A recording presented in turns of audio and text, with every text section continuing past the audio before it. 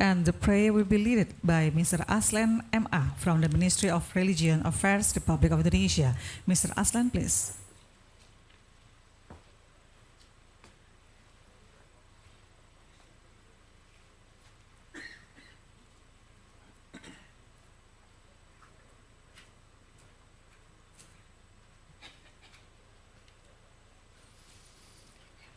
Assalamualaikum warahmatullahi wabarakatuh. Selamat pagi dan salam sejahtera untuk kita semua. Untuk mendapatkan keberkahan rangkaian acara ini, marilah kita berdoa menurut keyakinan kita masing-masing.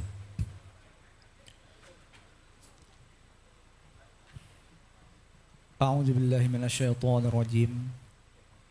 Bismillahirrahmanirrahim. Alhamdulillahi rabbil alamin. Wassalatu wassalamu ala sayyidina Muhammadin wa ala alihi wa sahbihi ajma'in. Allahumma ya Allah, Tuhan yang Maha Agung, kami agungkan asma-Mu seraya memohon dan mengharap ridho-Mu. Pada hari ini kami menyelenggarakan seminar internasional dalam rangka memperingati Hari Pers Nasional. Kiranya ya Allah, Engkau berikan kelancaran kegiatan kami ini. Ya Allah, Tuhan yang Maha Pengasih lagi Maha Penyayang, berikanlah kesehatan, kekuatan, dan keselamatan kepada kami, agar sejatinya kami dapat melaksanakan fungsi kami sebagai juru informasi yang akurat dan terpercaya. Ya Allah, berikanlah pintu-pintu kebaikan, bukakanlah pintu-pintu rezeki, pintu-pintu keselamatan, pintu-pintu kesuksesan kepada kami semua. Semoga kami dapat terus menghidupkan dan menumbuh kembangkan media pers yang handal demi menegakkan kebenaran dan keadilan sosial di tengah-tengah bangsa Indonesia khususnya dan dunia global umumnya. Ya Allah, Tuhan yang Maha Pengampun, ampunkanlah segala dosa dan kesalahan kami. Ampunkanlah dosa dan kesalahan kedua orang tua kami, dosa dan kesalahan para pemimpin kami. Ampunkanlah dosa-dosa kami di masa yang akan datang. Allahumma taqabbal minna du'aana fa innaka antas sami'ul alim wa tub alaina fa innaka antat tawwabur rahim. Allahumma ja'al jam'ana hadza jam'an marhuma wa tafarruqana min ba'dihi tafarruqan ma'suma. Rabbana atina fid dunya hasanah wa fil akhirati hasanah wa qina adzabannar.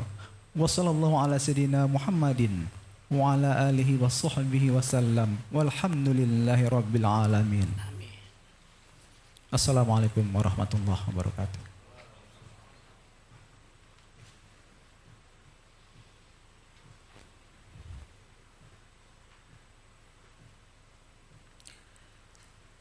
Thank you very much, Mr. Aslan. The distinguished participants that join with us via offline and online or Zoom meeting, being the host of this seminar, Mr. Atal S. Depari, as the President of Confederation of Asian Journalists, is happy to present the opening speech. Mr. Atal S. Depari, please.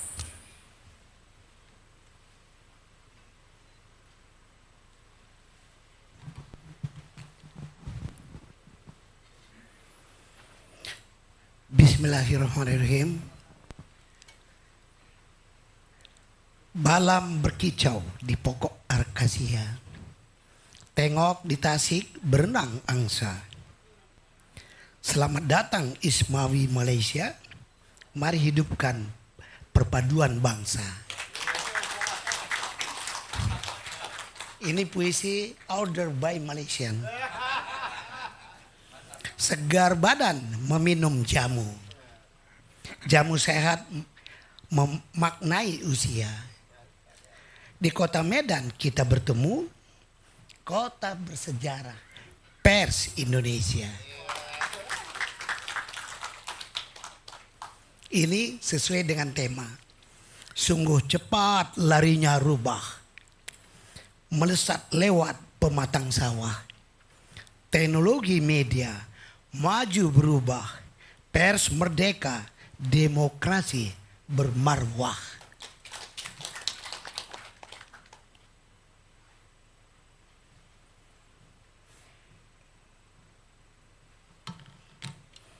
Baru pidato ya. Pidatonya by text.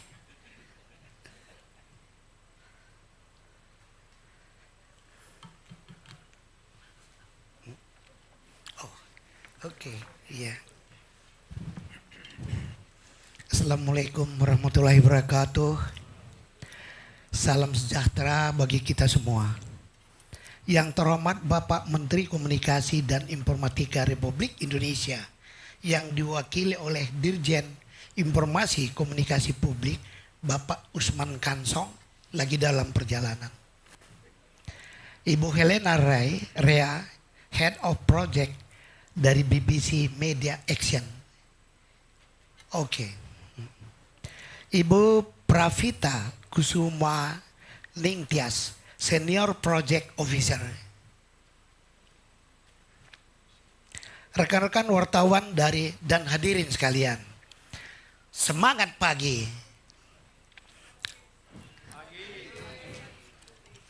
Selamat datang di seminar internasional yang luar biasa ini.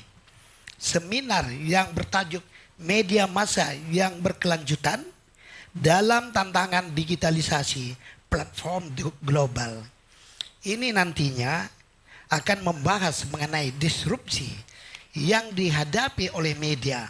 Kegiatan ini merupakan bentuk kolaborasi yang melibatkan Confederation of Asian Journalists, CAG, PWI dan BBC Media Action.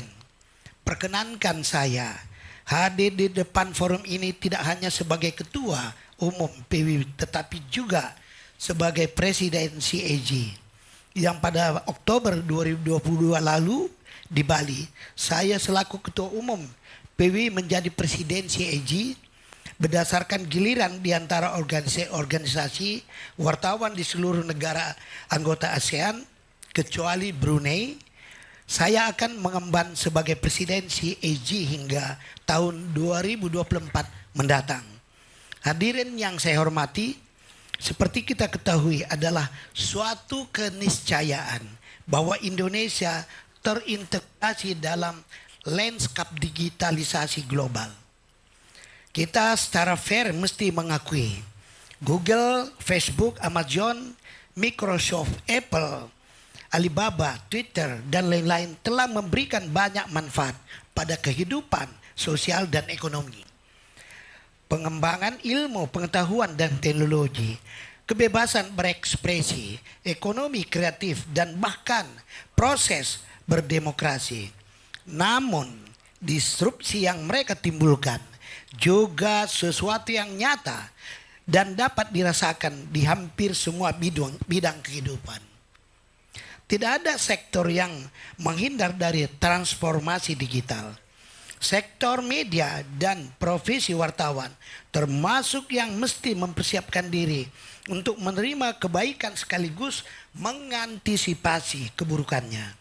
Bagi para pengelola media dimanapun saat ini semakin sulit menghindari integrasi ke dalam ekosistem, disrupsi konten dan pengguna dan periklanan yang dikendalikan platform digital global. Persinggungan jurnalisme dengan teknologi menunjang disrupsi konten, penambangan dan data dan layanan periklanan yang dioperasikan platform digital sepertinya hanya soal waktu dan intensitas. Semua media massa akan mengalaminya, tetapi terkecuali media ternama dunia seperti The New York Times, Washington Post, CNN, Sydney Morning Herald, The Sun, The Finance Times, Der Spiegel, dan lain-lain. Termasuk di Indonesia, sebut saja seperti Kompas, Metro TV, Jawa Post, dan masih banyak lagi. Hadirin yang saya hormati, teknologi digital menghadirkan kemungkinan-kemungkinan baru yang menggiurkan untuk memproduksi konten, menciptakan interaksi, dan menjangkau halayak secara lebih intens. Dalam perkembangannya, memang banyak pengelola media yang kecewa terhadap perilaku platform digital dan berpikir untuk meninggalkannya. Namun sangat sedikit yang benar-benar melakukannya. Sebagian besar lainnya seperti tidak bisa meninggalkannya. Meskipun demikian, penting untuk sungguh-sungguh dipikirkan bagaimana agar penerbit atau pengelola media tidak sepenuhnya tergantung pada platform digital. Penerbit semestinya tidak hanya mengandalkan kerjasama dengan platform digital dalam mendistribusikan konten, meraih pendapatan, dan mengelola data pengguna. Saat penerbit harus senantiasa memiliki opsi lain di luar kolaborasi dengan platform digital untuk ketiga hal tersebut di atas. Kemandirian penerbitan di hadapan platform digital ini sangat fundamental sifatnya untuk keberlanjutan hidup media. Sejauh ini platform digital tampaknya masih memiliki kepedulian terhadap kualitas jurnalisme dan demokratisasi arus informasi. Namun perlu ditegaskan bahwa motif utama di balik uluran tangan platform digital ke kalangan penerbit sesungguhnya bukan di situ. Pada galibnya platform digital adalah kekuatan bisnis yang orientasi utamanya adalah peraihan keuntungan ekonomi semaksimal mungkin untuk diri mereka sendiri. Platform digital akan mereka lakukan dengan memanfaatkan jerih payah penerbit dan pengelola media, termasuk memanfaatkan konten jaringan dan kekuatan merek pada penerbitan media. Lebih dari itu, fakta-fakta menunjukkan kerjasama penerbit dengan platform digital adalah bentuk hubungan yang cenderung berat sebelah. Bahkan kalau tidak mau disebut sama sekali tidak ada kerjasama yang win-win. Platform digital lebih banyak mengendalikan, penerbit lebih banyak dikendalikan. Platform digital dapat secara tiba-tiba mengubah sistem algoritma dengan dampak yang serius terhadap distribusi konten dan mode konten berbayar penerbit tanpa memberitahukannya terlebih dahulu. Platform digital dapat memaksakan bentuk kerjasama yang cenderung merugikan penerbit secara sepihak. Selain itu, tidak ada transparansi tentang nilai iklan dan data pengguna terkait dengan konten penerbit yang dimanfaatkan platform digital yang semestinya menguntungkan kedua belah pihak. Hadirin yang saya hormati, di forum seminar ini kita diskusikan bersama bagaimana jalan keluar dari ketimpangan ini. Kami berharap ada jalan keluar, ada solusi terkait kerjasama bisnis yang win-win antara platform digital dengan penerbit. Di sini juga hadir narasumber seperti Prof. Rod Sims, ada di depan, guru besar di bidang kebijakan publik dari Australia National University. Bapak Nelson Yap, anggota Dewan Pers Australia. Dr. Agus Sudibyo, inisiator Publisher Right Indonesia. Dan Dahlan Dahi, CEO Tribun News. Mereka akan menyampaikan pemikiran, gagasan, dan belajar dari negara lain mengenai publisher right. Tentu dari mereka kita juga bisa belajar dan bertukar ide mengenai bentuk kerjasama bisnis yang win-win antara platform digital dengan penerbit. Juga hadir di pagi hari ini teman-teman wartawan Malaysia yang tergabung dalam ISWAMI. Ikatan Setia Kawan Wartawan Malaysia Indonesia yang dipimpin langsung oleh Datuk Mukhtar. Berdiri. Datuk Mukhtar Hussein, sahabat kita. Kehadiran rombongan wartawan Malaysia menghadiri acara ini memberi bobot mengenai kebersamaan ASEAN. Khususnya wartawan dan pengelola media dalam menghadapi disrupsi teknologi. Mari kita memanfaatkan momentum seminar ini untuk kita bertukar informasi dan belajar dari para ahli di bidangnya. Juga memanfaatkan semangat Hari Pers Nasional 2023 yang kali ini mengambil tema pers bebas, demokrasi bermartabat. Seperti diketahui tahun 2023 ini Indonesia memasuki tahun politik. Pers juga menjadi bagian dari persaingan politik yang pemilu presiden dan pemilu legislatif yang akan berlangsung serentak pada tahun 2024 mendatang. Tentu kita berharap pers Indonesia tetap bebas, tetap menjaga independensinya di tengah hiruk pikuk para buzzer politik, dan kebebasan pers di Indonesia masih tetap terjaga dalam koridor kode etik jurnalistik sehingga bisa ikut mewarnai demokrasi yang bermartabat. Hadirin yang saya hormati, dalam kesempatan ini perkenankan kami mengucapkan terima kasih kepada BBC Media Action yang diwakili oleh Ibu Helena yang mendukung kegiatan yang merupakan kolaborasi antara CAG, PWI dan BBC Media Action. Kami sangat senang dapat menyambut para Anda semua dalam seminar ini. Kami berharap bahwa seminar ini akan banyak menghasilkan buah pemikiran, terobosan, gagasan, dan ide-ide besar yang bisa menjadi inspirasi bagi kita semua dalam menjaga kelangsungan media di tengah tantangan disrupsi digital. Semoga Allah Subhanahu wa Ta'ala memberikan rahmatnya kepada kita semua. Waalaikumsalam warahmatullahi wabarakatuh. Thank you.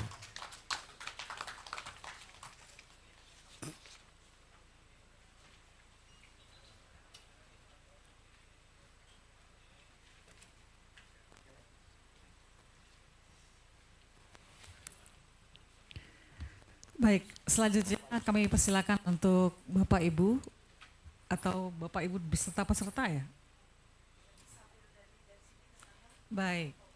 Baik, kami persilakan untuk berfoto bersama Bapak Atal dan Bapak-bapak lainnya untuk berdiri. Kita akan berfoto bersama. We will do the photo group session. Peserta tetap di sini tapi berdiri kali ya Bu ya. Kami persilakan untuk berdiri.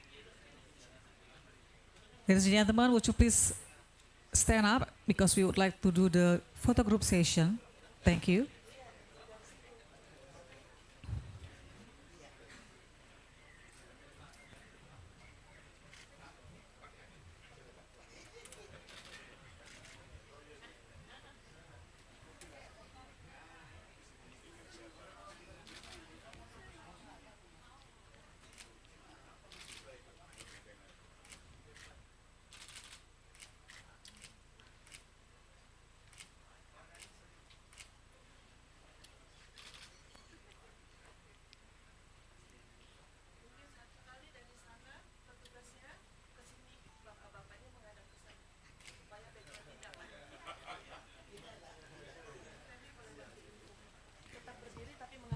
Bapak Ibu mohon tetap berdiri tapi menghadap ke belakang. Di balik, ngadapnya di balik Bapak Ibu. Supaya dampak backdropnya.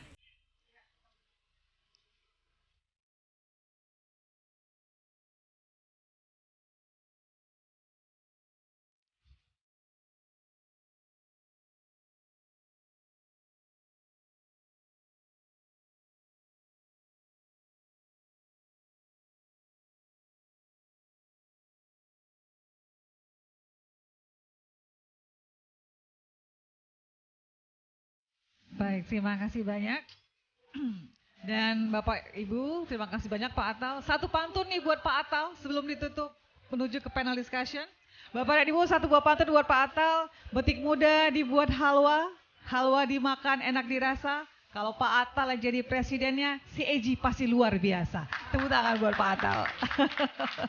Baik, terima kasih banyak. Bapak Ibu, Pak Atal berkenan untuk meninggalkan tempat karena masih ada acara lain yang harus dihadiri oleh Pak Atal. Kami ucapkan terima kasih atas kehadirannya dan sampai ketemu lagi di acara yang berikutnya.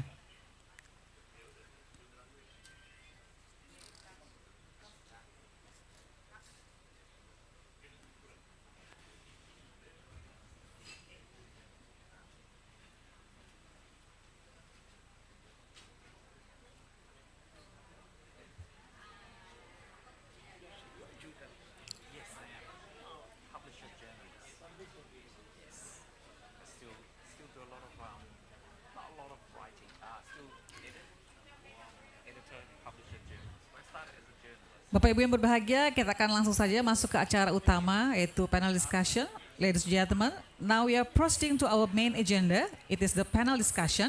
And in this session, we are inviting for distinguished speakers. They are Mr. Professor Rod Sims from Crawford School of Public Policy, the Australian National University. Mr. Agus Sudibyo, the initiator Indonesian Publishers' Right Regulation. Mr. Nelson Yap, member of Australian Press Council Board, member Local and Independent News Australia, and Mr. Dahlan Dahi, the CEO of Tribune Network. And this session will be led by our beautiful moderator, Mrs. Kirstina Chelsea Chan, the academician Media Law Studies, as well as the assistant to Secretary General of Confederation of Asian Journalists. And we are seeing that all the speakers and moderators are in front of us. And ladies and gentlemen, let's give a big welcome to our speakers and moderator. So, Mr. Chelsea, the floor is yours. Thank you.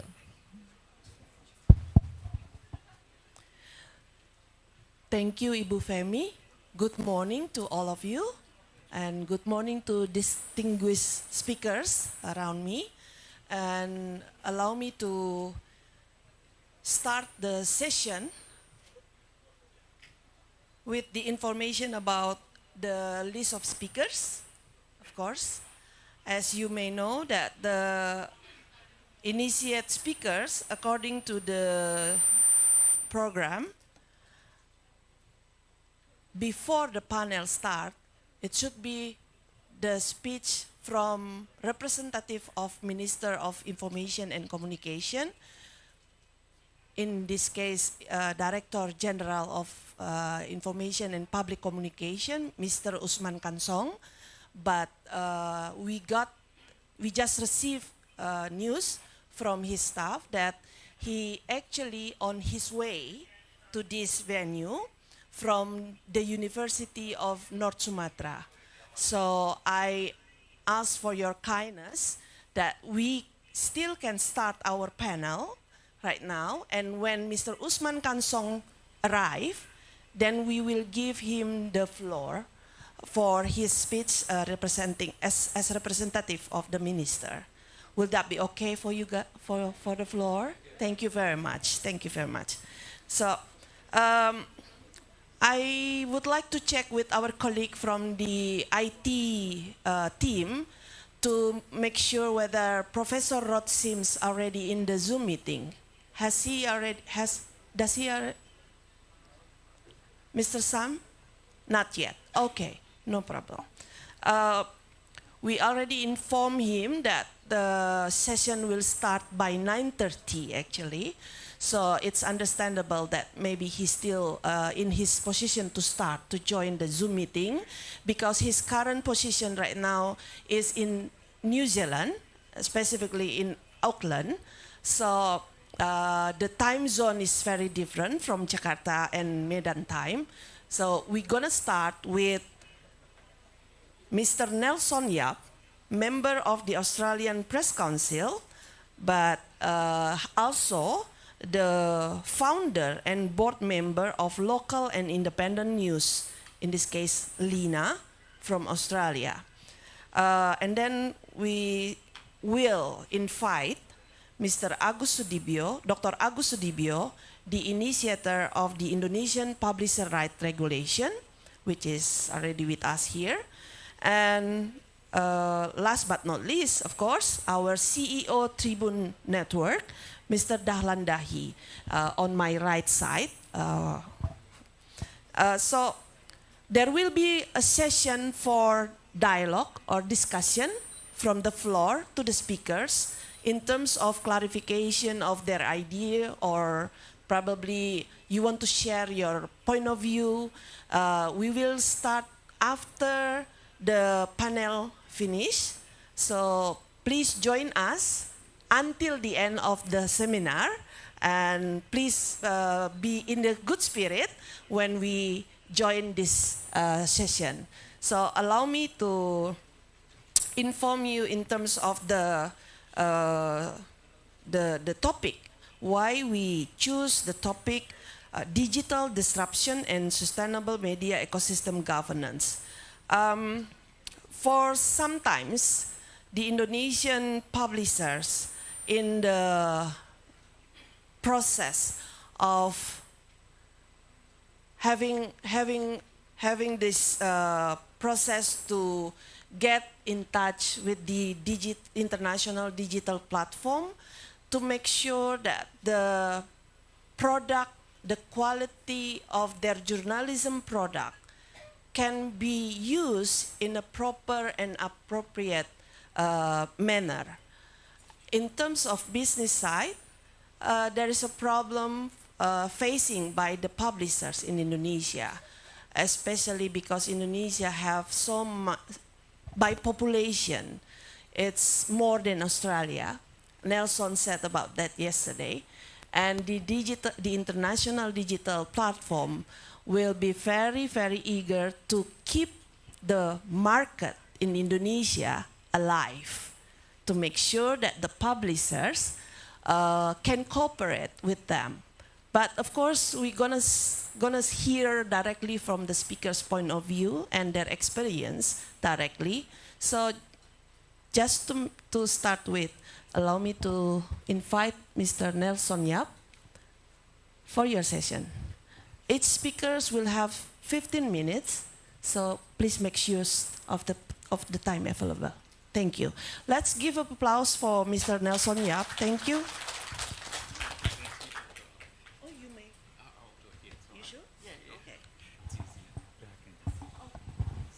Thank you. Welcome, ladies and gentlemen, distinguished guests, friends and colleagues. My name's Nelson Yap. I'm the publisher of Australian Property Journal. I'm also co-chair and co-founder of the Public Interest Publishers Alliance and a board member of the Australian Press... not board member, just a member of the Australian Press Council and a board member of the Local and Independent News Association. So I'm here today to share the experiences of what it's like for a publisher to negotiate and benefit from the News Bargaining Code in Australia. Oh. Do I press that button? Yes. Okay, excellent. So the Publishers Alliance, I'll call them PIPA, we were formed in 2021. When the Australian government announced that the News Bargaining Code would be introduced earlier that year, it was embraced by all the publishers in Australia because we thought finally we're going to get some sort of revenue or some sort of recognition for all the work that we've done. But after the code was shortly, introduced in Australia, we quickly noticed that independent and small publishers were ignored by the digital platforms. So before the code was, passed by Parliament, they had done deals with the major media companies, which were News Limited, 7 West Media, 9, the ABC, and a select number of medium-sized publishers. But they didn't do any deals with the independent publishers or the smaller ones. In fact, before the code was introduced in Australia, Facebook, we call it unfriended, but they blocked all the news websites and government websites in Australia. At the time, they said it was an accident, but we have seen since then that it wasn't an accident. It was a deliberate strategy to bully the Australian government so they wouldn't designate Facebook under the code. Now, it'll be interesting because we've got 26 million people. Indonesia has much more than us. So I don't know whether Facebook will do the same thing and threaten to ban all the websites in Indonesia. Because the last time Facebook had their annual meeting, I think, or their quarterly meeting, they revealed to their investors that they had lost 500,000 users, and we saw 25% wiped out from their market value. So they lost $200 billion just by losing 500,000 users. Now imagine if they lost 196 or 98 million users in Indonesia. I think the company would lose much more than 200 billion. Anyway, that's just my thought. So the code allowed the Australian Communications and Media Authority to establish a process where publishers could join and basically be found to be eligible news businesses. Now, my publication and over 30 odd publications in Australia were recognised as a public interest publisher by ACMA, which is the Australian Media and Communications Authority. But despite being recognised, we still couldn't get the digital tech platforms to talk to us. They ignored all our emails and all our phone calls, all kinds of communication, because they weren't designated under the code. So thanks to Rod Sims, who will be presenting later today, it was under his leadership and his vision that the ACCC allowed an exemption under the anti-competition and laws to allow the publishers to negotiate collectively with the tech giants. So, and also the ACCC had concluded a report that found that there was a power imbalance between the digital platforms and the small independent publishers, as you expect. You know, we're talking about Google, which is a $1.3 trillion company, and a small independent publisher in Australia. You know, you can see that you're fighting a titan. So, and just I think you know, Australia, we say it's like, you know, battle of David versus Goliath. So it is truly that case. So, okay, so I've already spoken about that. So yes, on the advice of the ACCC, we formed a collective bargaining group, and we were very fortunate to be represented by Emma McDonald, who was supposed to speak here today. Yes, through her role as Andrew Forrest's philanthropic Minderoo Foundation. So we were very fortunate there. And so to give a view, the only other collective bargaining group at the time was the Country Press Australia, which represented all the rural and regional local community publishers. But we were the first of its kind, PIPA, because of our diverse group of small, medium, independent publishers. As you can see, we represented sort of across the spectrum of all the different publishing and magazines in Australia. And I say this to the ministers or whoever I meet, that a lot of our publishers cover stories that are often neglected by the large media companies. So, and they're also, our publishers, some of them are in small communities with only 5,000, 15,000 community people. So, you know, if without our publishers, they would have no way to get news. But more importantly, though, I think as we see now the rise of fake news and misinformation, we as journalists and publishers, not just in Australia, but Indonesia and around the world, we are gatekeepers and we're fighting against the fake news.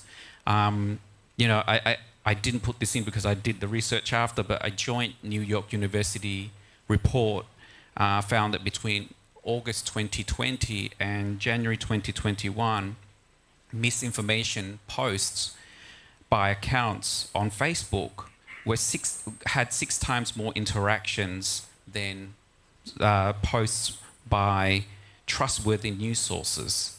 So therefore, critics were saying that experts said that the report supports the view that Facebook rewards accounts that put out misinformation over publishers like us who put out trustworthy information.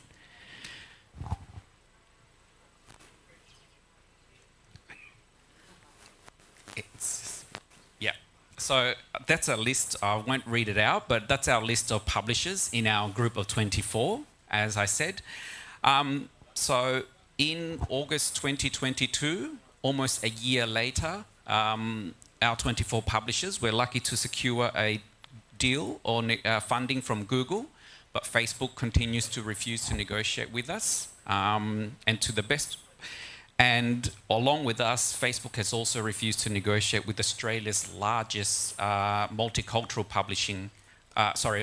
broadcaster, SBS. So they publish all the Croatian, Greek, everything, but Facebook refuses to do a deal with them. And Facebook also refuses to do a deal with The Conversation, which is a large academic and publication. But having said that, so we were very fortunate, but after us, to the best of our knowledge, no other publishers have done a deal since then with Google or Facebook. And so in that sort of, I'll just jump to the government in Australia conducted a review of the code 1 year after to see what impact it has had.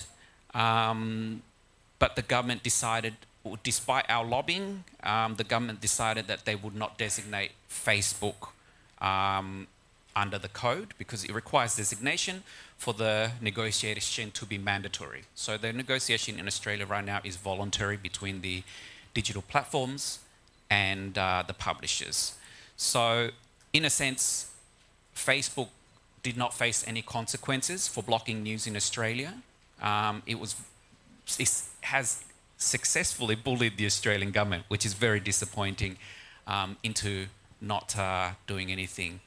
And therefore, as I said, Facebook continues to extract billions of dollars in advertising revenue from the Australian market without remunerating most of the independent publishers. Okay, so why the code is important, our experience. So as I said, it's all up there, you can read, but in Australia we had between 2019 and 2022, 265 newsrooms were closed across the country. Now that's, for a country of 26 million people, that is a lot of newsrooms.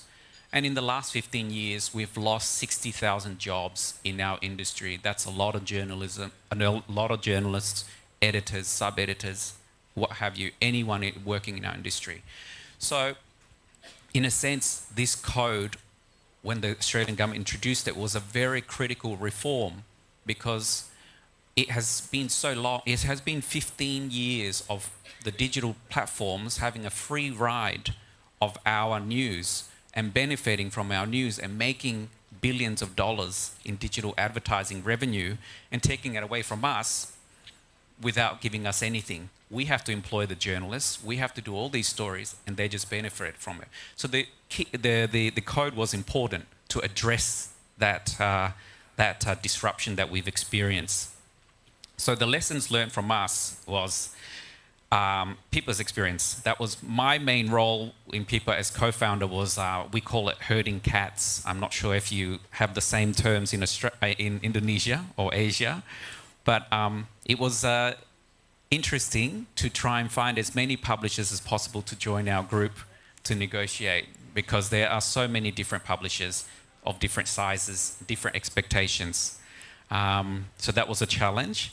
But what I wanted to, from my meetings with a lot of the publishers and informing Pippa, was that, you know, initially we had 50 people, 50 publishers who looked at joining, but because of disagreements, some of them thought that they didn't need to, some of them thought they were too big to join a group, they can do it themselves. So for various different reasons, they decided that they wouldn't be part of it, so we ended up with 24. But these publishers still do not have a deal today. So my experience from this is that we are stronger together. Whilst some of us might be competitors, you know. At the end of the day, if we don't stick together, we are going against titans here. So if we don't stick together as publishers, we go in independently, we're not going to get anywhere. And look, and of course we engage with all the members of parliament, ministers and the government. But as I said, so lessons learned from PIPA is that, and ultimately, of course, more importantly for newsrooms is the financial security, because it creates a sustainable news business. But now I want to turn to also quickly the lessons learned from overseas. I'm sure you've all followed. We've now seen, you know, in the US, in the United States and Brazil, the code basically has been killed off. In the US, it's sort of sitting there, but it's not going anywhere anymore. That's because the publishers in the United States were not able to come together. I guess because of their political system, they're very divided as well. But also, the US wanted to be perfect. They wanted their code to be perfect. And I say, don't let perfect be the enemy of the good. So sometimes good enough is a good start, and we can work on progress and reform and make changes. Don't wait until we're trying to make it perfect before we pass the code. And then finally, of course, don't wait for things to happen, make them happen. I think, you know, I'm a journalist, I'm an editor. This is not my job. I don't know how to lobby. I don't know how to do any of these things. I don't know how to bring together 50 people in one room and say, let's go and negotiate with Facebook and Google.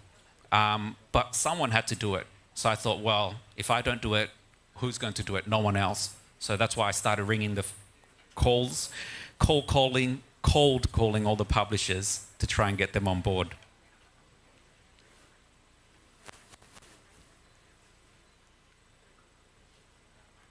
Okay.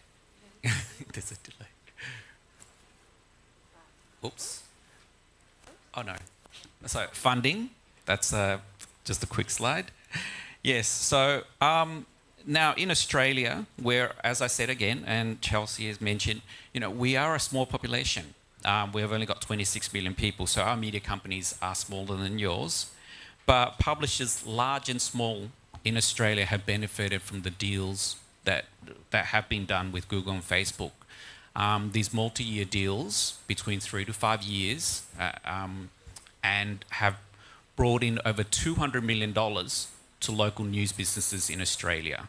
So, and we saw that with the Guardian newspaper. That investment that they secured from Google and Facebook has enabled them to expand their newsrooms by 40. I think it was actually 50 journals, but I said 40 just to be safe. So the Guardian is just one example of many newsrooms in Australia that have benefited. So from PIPA, our own experience from our 24 publishers, as I said, we secured funding from Google.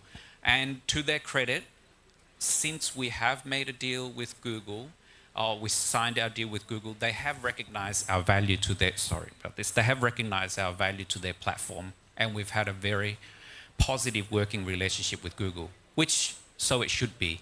And also we've received a lot of mentorship from Google and participated in a lot of training programs, particularly in digital disruption. We wanted to learn what's the best approach, how are we sort of reaching our new audiences. And at the end of the day, we also know that, you know, Google has access to all the data analytics, so they can share that vision, that sort of data with us to help us navigate this digital disruption. But from my experience, an independent publisher and owner of Australian Property Journal, the funding from Google has allowed me, just in my example, to hire more journalists. I've also started an internship program with universities to train young journalism students. We've also expanded our public interest journalism news coverage. So we're doing a lot of stories about homelessness, social housing, climate change. So all these things.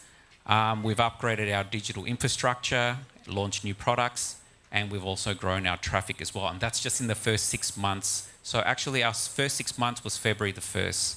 So, and that's just in 6 months what we've achieved from Google funding. And we have all, as I said, publishers, large and small, secured multi-year deals. So imagine what multi-year deals can do for Indonesian publishers if we have achieved that in just 6 months. So my final thoughts are that, and we've seen this in the Treasury Review in Australia, is that Google and Facebook are just the start. We've got digital disruption, but digital disruption has now evolved into the social media disruption, because as now, no doubt you've now noticed in Indonesia that the millennials and the Gen Z news audiences, they turn to social media to get their news. So therefore, in Australia now, the government is considering expanding the code to include Instagram, TikTok, YouTube, Microsoft, and the Apple News platform. And I think the Indonesian government, and particularly looking at the code, should consider expanding it to the social media platform as well, because that's where a lot of the people are getting their news. Research from Oxcom in 2022 found that 29% of teenagers are getting their news from Instagram. And I actually said Instagram twice. 28% are getting their news from TikTok and 28% from YouTube. I should have fixed that mistake. Sorry. And so now, but also the Reuters Institute at Oxford University found that a third of TikTokers now use TikTok for their daily news. Now, and YouGov Global Profiles did a research and found that 2 in 3 people in Indonesia and Vietnam, that's 67% of the population, yes, that's right, use social media as a source of news. That's the highest rate globally and higher than the global average of 46%. I think if you look closely, Australia, we are around, well, we're 33%. So you have an audience that's twice as engaged with social media when they get their news. And also, I suppose it makes sense because consumers aged between age 18 and 33 make up the majority of the audience that use social media for news. And again, I point out, Indonesia has the youngest median age in the world. You have people who are a lot younger than most countries. So, and we know that young people are the most engaged in social media. So social media disruption is the next one. Google and Facebook are great, you know, to get the code started, they're great, but we also have to consider that in order to preserve journalism, and what we do is a public good, we are just as important as hospitals, roads, and all those things. We sometimes, I think, in the media don't sort of see ourselves doing public good, because I have to confess, a year ago, before I started doing this, I just saw myself as a journalist writing stories every day, you know, filing in your stories and then going home and thinking that's done, that's fine. But we don't value what we do sometimes, and I think then we can't, if we don't value what we do and if we don't see, sort of step back, then how can we go to government and say, you need to support us in this because we want to deal with Google and Facebook? What we do is important, particularly in the rise of fake news as well. So we are the gatekeepers against fake news.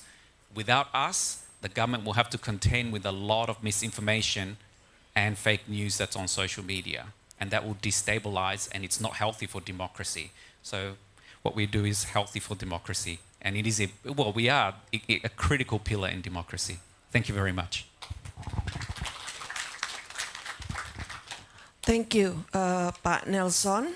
Allow me to call you Pak, as we usually here in Indonesia, for respecting the male gentleman, whether it's married or unmarried yet. So please bear with me. So, Bapak dan Ibu, okay. Bapak dan Ibu, allow me to speak in bahasa a little bit, just a little bit. Bapak dan Ibu, untuk informasi bahwa penterjemahan dari bahasa Inggris ke bahasa Indonesia sebenarnya tersedia dalam caption di dalam ruang Zoom.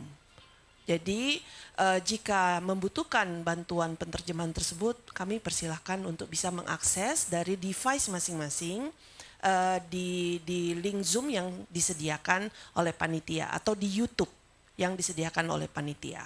So, back to English. Back to English. Another information from the committee out there that Mr. Usman Kansong, our Director General, is already on his way to this venue.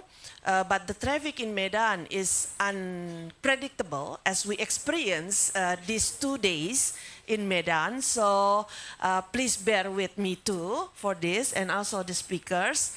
But Mr. Usman Kansong committed to be with us later soon.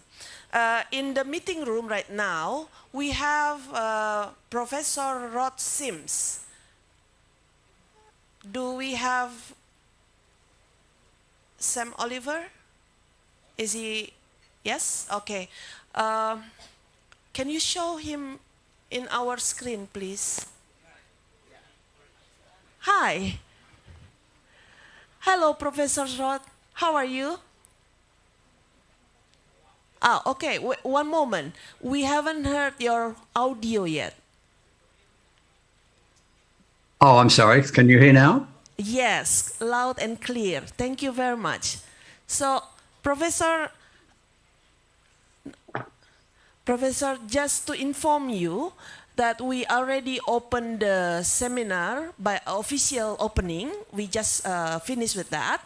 And then we already invite Nelson Yap as the first speaker, because it's my apology if it's a bit of the structure of the speakers is a bit changing, because we understand that you are kindly agree to speak with us even though you are on holiday. So really appreciate your time right now. It's very valuable for us. And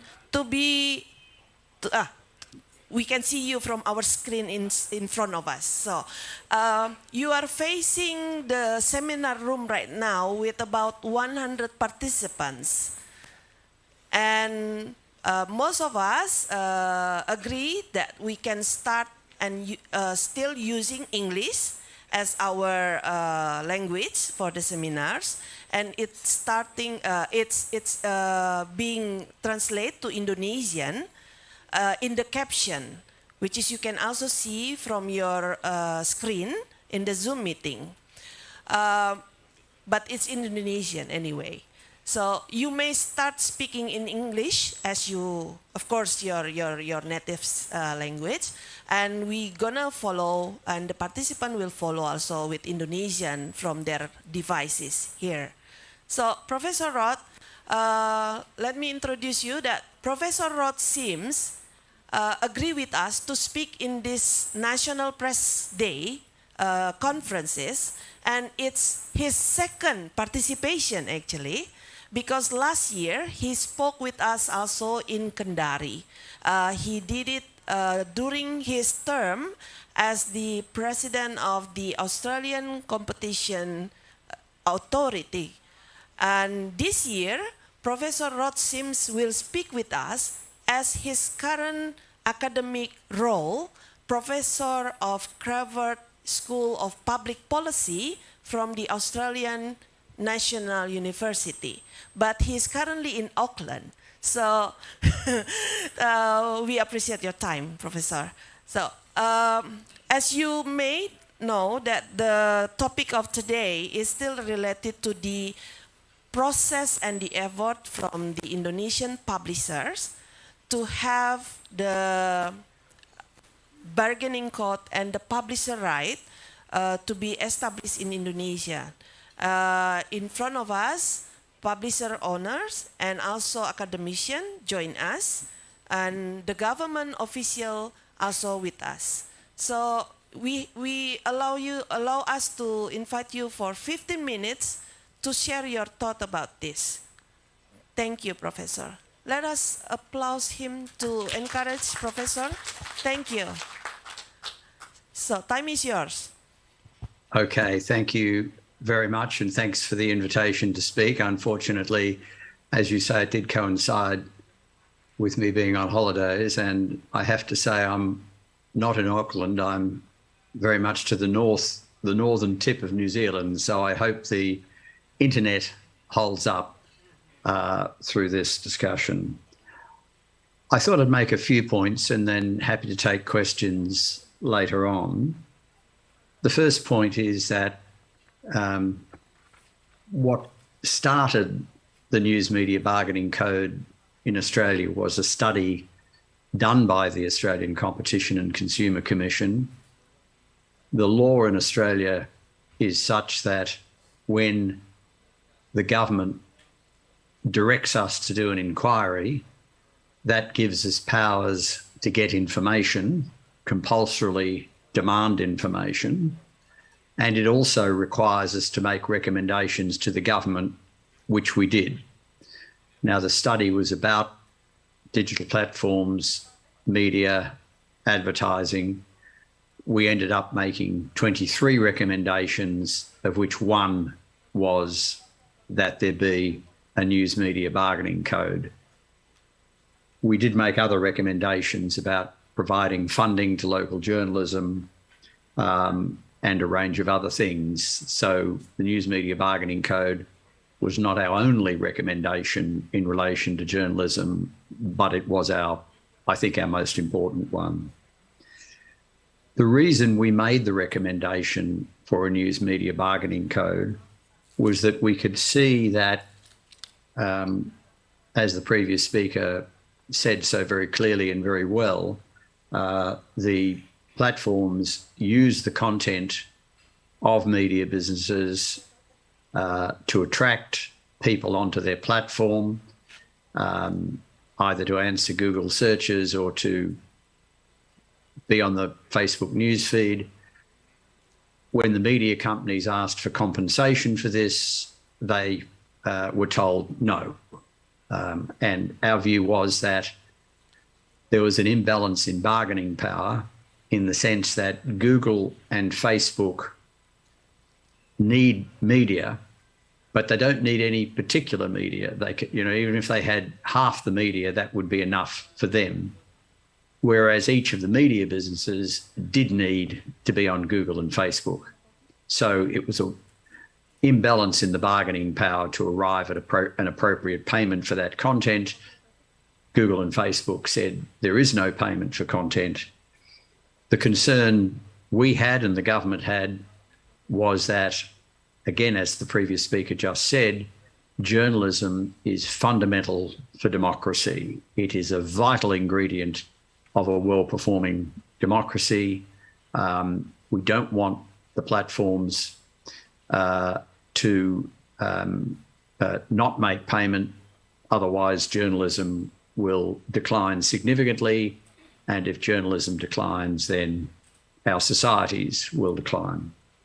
So the logic for the News Media Bargaining Code was the imbalance in bargaining power and the importance of journalism. Now, the News Media Bargaining Code was a recommendation to government. It was accepted by government at the end of 2020. And the point I want to make here is it's nothing to do with competition law, even though it was the Australian Competition and Consumer Committee which recommended it, or Commission which recommended it. It is government legislation. So ultimately, in Indonesia, in other ASEAN countries, you need government legislation to make this work. Now, there's three components of that legislation which are fundamental. One is that there is a process of negotiation, but if negotiation does not yield an outcome within a certain period of time, then there is a process of arbitration. So it is a negotiate, arbitrate model. The reason that's important is Google and Facebook, you could require them to negotiate, but they'll still say, we won't pay you anything.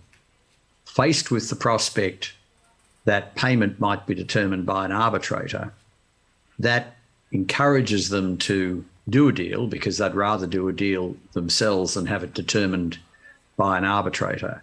So it's very much a forcing device. Having arbitration there is a forcing device to even up the bargaining power and get a fair deal. The other component is that the legislation says that the legislation in Australia does not compel Google and Facebook to do any deals, But if they do a deal with any media company, then they must do a deal with all qualifying media companies. So one in, all in was the second component. And the third one was collective bargaining, that particularly the smaller players could get together and bargain as one. So negotiate, arbitrate was fundamental. One in, all in. If you deal with one media company, you've got to deal with a lot. And thirdly, collective bargaining. Those are the three key ingredients of the code. If any legislation in any of your jurisdictions tries to deal with this, it needs to include all three of those components. Doesn't need much more, it just needs those three components. Now, the process, I won't describe it too much, but it is worth stating that when the government was attempting to introduce the legislation, we had about a year of negotiating the legislation. It was the ACCC, which I was leading at the time, which drafted the legislation with the Commonwealth Treasury and the Commonwealth Department of Communications. Google said that if this legislation passes, we will leave Australia. We will no longer provide search results for Australia. So it was quite a threat. When they made that threat, Microsoft stepped in and said, well, if Google leave Australia, our search engine Bing can take over. There was a discussion between the chief executive of Microsoft and Australia's Prime Minister. So in a sense, and also there was a public reaction against Google for threatening the government in that way. Facebook, in turn, we woke up one day to find that Facebook had taken all media and other things off Facebook. So they not only took media off Facebook, they also took down sites that were there to provide help, bushfire warnings, health warnings, and again, they overstepped the mark and there was a huge public backlash against them, a whole lot of people saying they would no longer use Facebook anymore. So those threats backfired, but they did set off real negotiations between the Australian Treasurer, Josh Frydenberg, and the chief executive of Alphabet, Google's parent, and the chief executive of Facebook. A number of changes were made which don't really matter. The one change that is worth explaining was that the Treasurer felt that the Google and Facebook were scared about being designated under the legislation. So the legislation sets up the framework, but to be covered by it, you've got to be designated by the Treasurer. The Treasurer said, well, if you go out and do deals with our media companies, we won't designate you. That caused Google and Facebook to immediately go out and do a lot of deals, whereas I thought, certainly, and others did as well, that deals would be done against the threat of arbitration. In the end, deals were done against the threat of designation. Now, it doesn't matter. The point is deals were done. So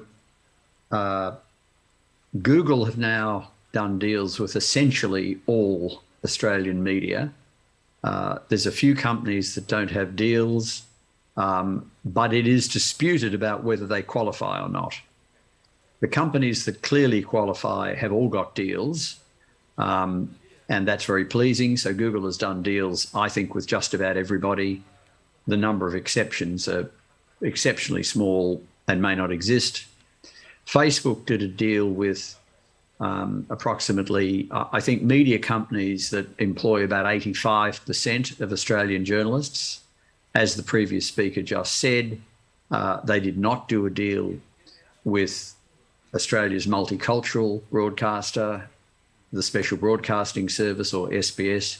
They did not do a deal with the joint venture between sort of media and academic, called The Conversation, as is just mentioned. But they did a deal with a lot of other companies.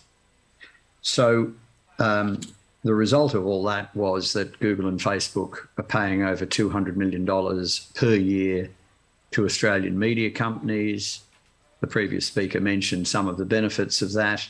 The Guardian increased its staff by about 50%, and various journalists have told me that once the code came in, there's never been a better time to be a journalist.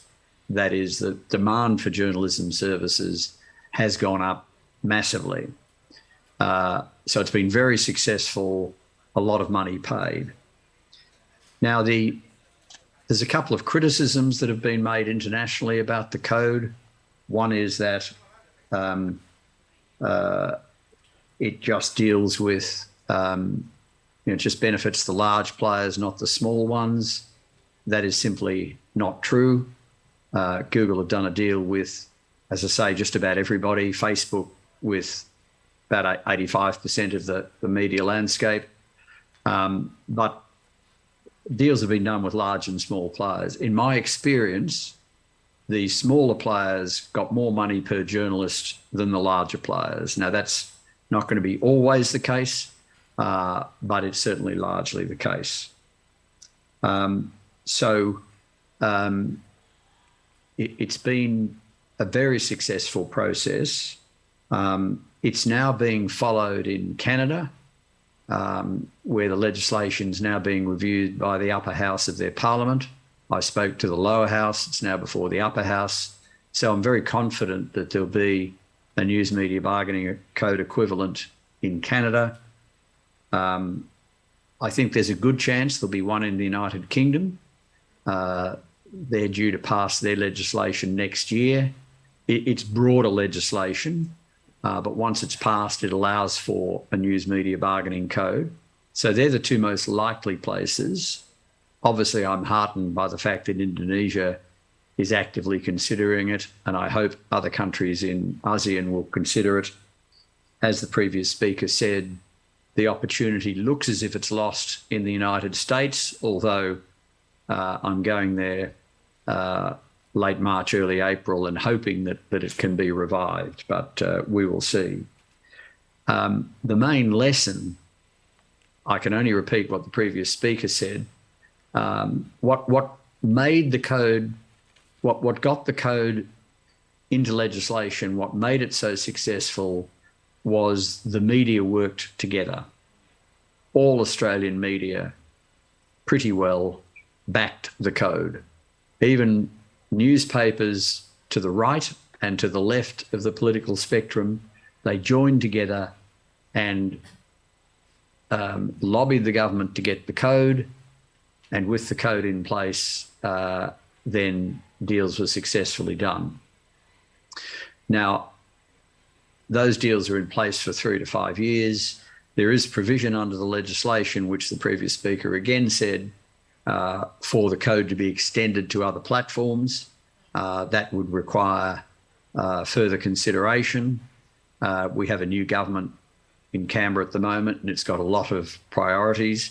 I'm sure it will get round to this issue, but it's got a lot on at the moment, having just come to government with a whole range of problems confronting them. So I don't think we've heard the last of other platforms getting designated or threatened to be designated, and it may well be that action is taken against Facebook for not doing deals with the SBS and the Conversation. I think we're still fairly early stages with a government that's had other priorities. So look, I'll leave it there to stick within your timing, but happy to answer questions at an appropriate stage. So thank you very much. Thank you, Professor. Thank you very much. We give you applause from here. So you don't mind to continue with us for another 20 minutes, perhaps? Yes, I can certainly do that. Okay, thank you very much. But to inform you that we already have our Director General of Information and Public Communication, Mr. Usman Kansong. Let's give applause to Mr. Kansong. Yes, he's here in terms of his role to representing the Minister of Information and Communication and Informatics. Pak Usman, we already start with two speakers, especially Nelson Yap from the Lina, the local and independent news publisher from Australia, and he spoke about the process and the success, and especially quite interesting, what happened after that. Yes, what happened after that is, I think it's very quote, yeah, to be quote here. And from Professor Rod Sims, you actually met him also in Kendari via Zoom, and he emphasize about the process of legislation, but also he talked about whether the the three components, the negotiation and arbitration process, the legislation itself, and of course, how to encourage the media groups to be able to cooperate each other strongly, to have and to pass the regulation as needed, as initiated by the media community, in this case, Pak Agus Sudibyo and the network. So, Pak Usman Kansong, if you don't mind, we would like to invite you in this moment right now to speak about some of the progress that we already have at the House of the Minister. Time is yours, please.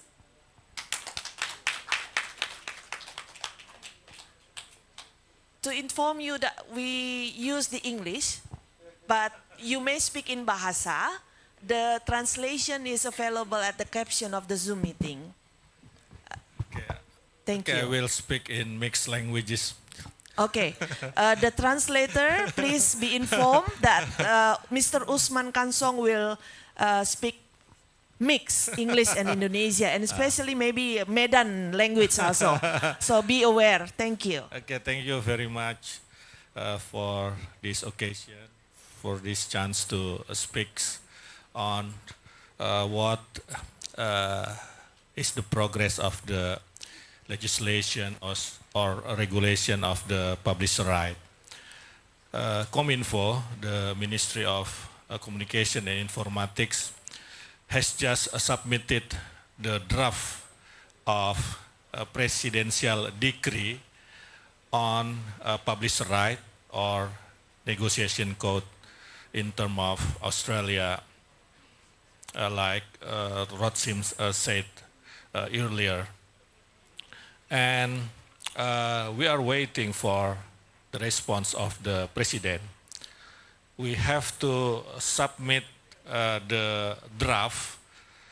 We call it, we ask from the president the initiative right to initiate to developing or to form the legislation. We have had draft, but after president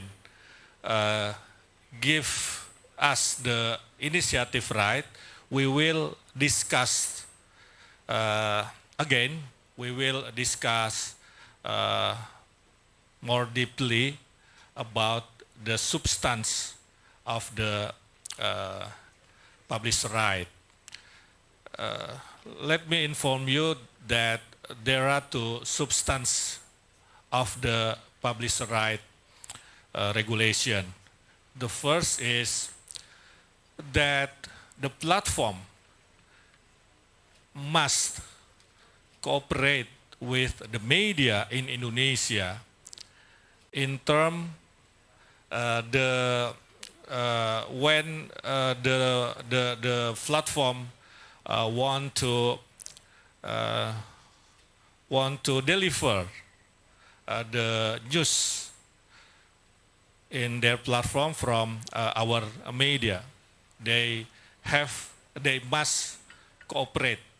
They must negotiate with our media. But the negotiate will be B2B business to business negotiation.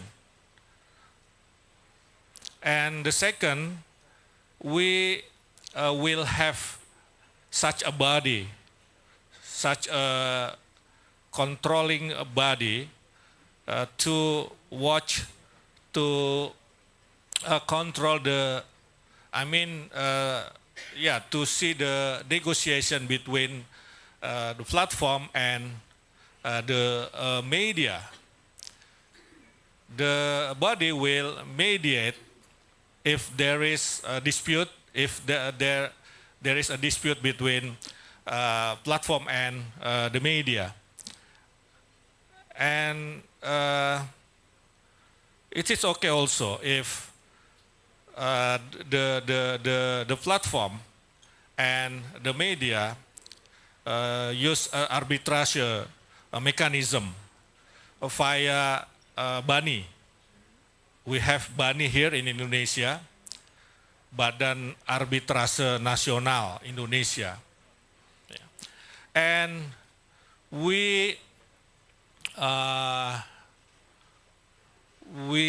the regulation will give the right to press council to control, to watch, to see, to mediate the cooperation between platform and the media. Because the position of the government, we are not recommending to form new special body. So we will use the existing body, that is press council.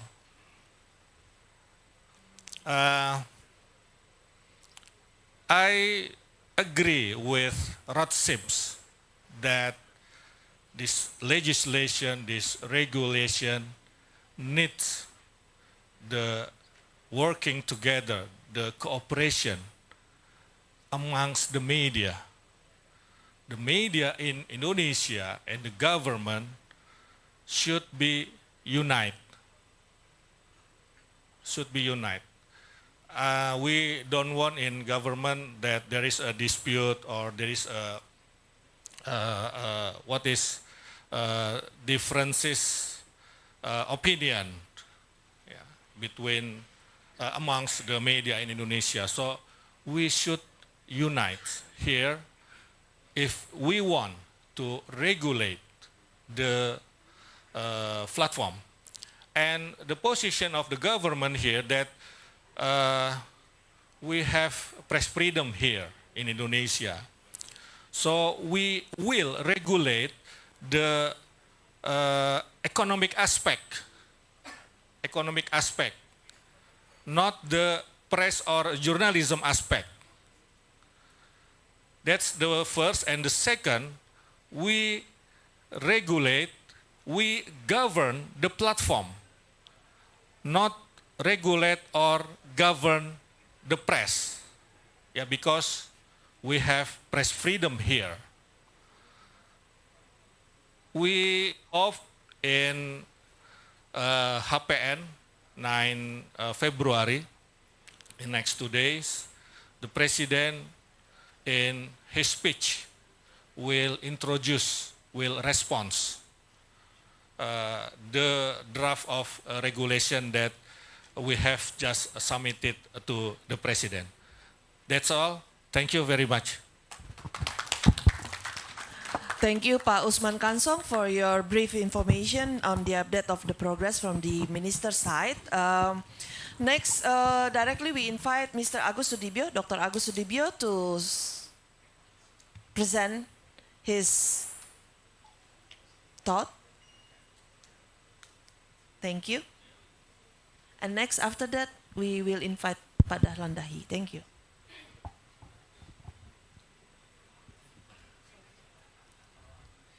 Thank you, Chelsea. Bismillahirrahmanirrahim. Assalamualaikum warahmatullahi ta'ala wabarakatuh. First, thank you for CIG, PWI, and PPC Media Action for invite me to join in these important meetings.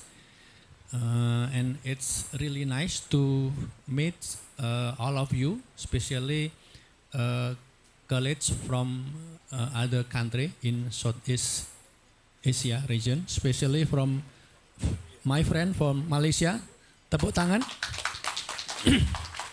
and also my friend from maybe Vietnam, Thailand, Philippines that join in this seminar. I would like to share the experience of Indonesia media community to the advocacy for news media bargaining codes, and then also I would like to share the idea for the need for inter-country media association caucus or alliance for together to the same advocacy.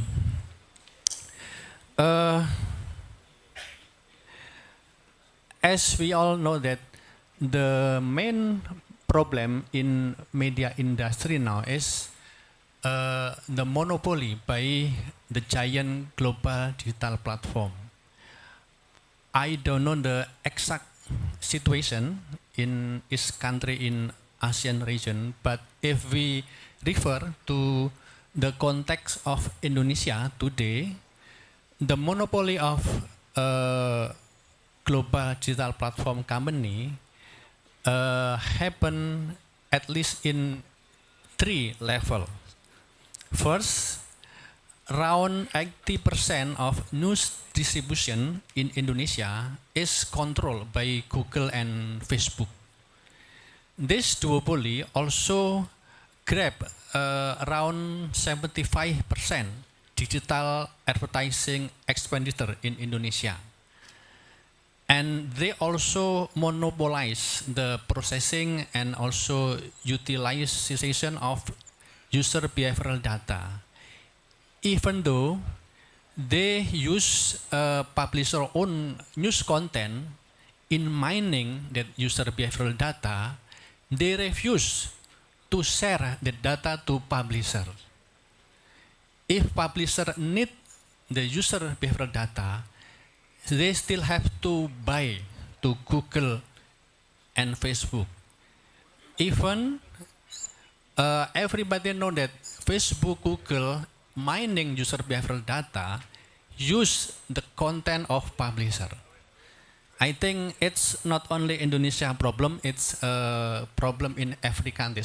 Also, I think in Australia also. So in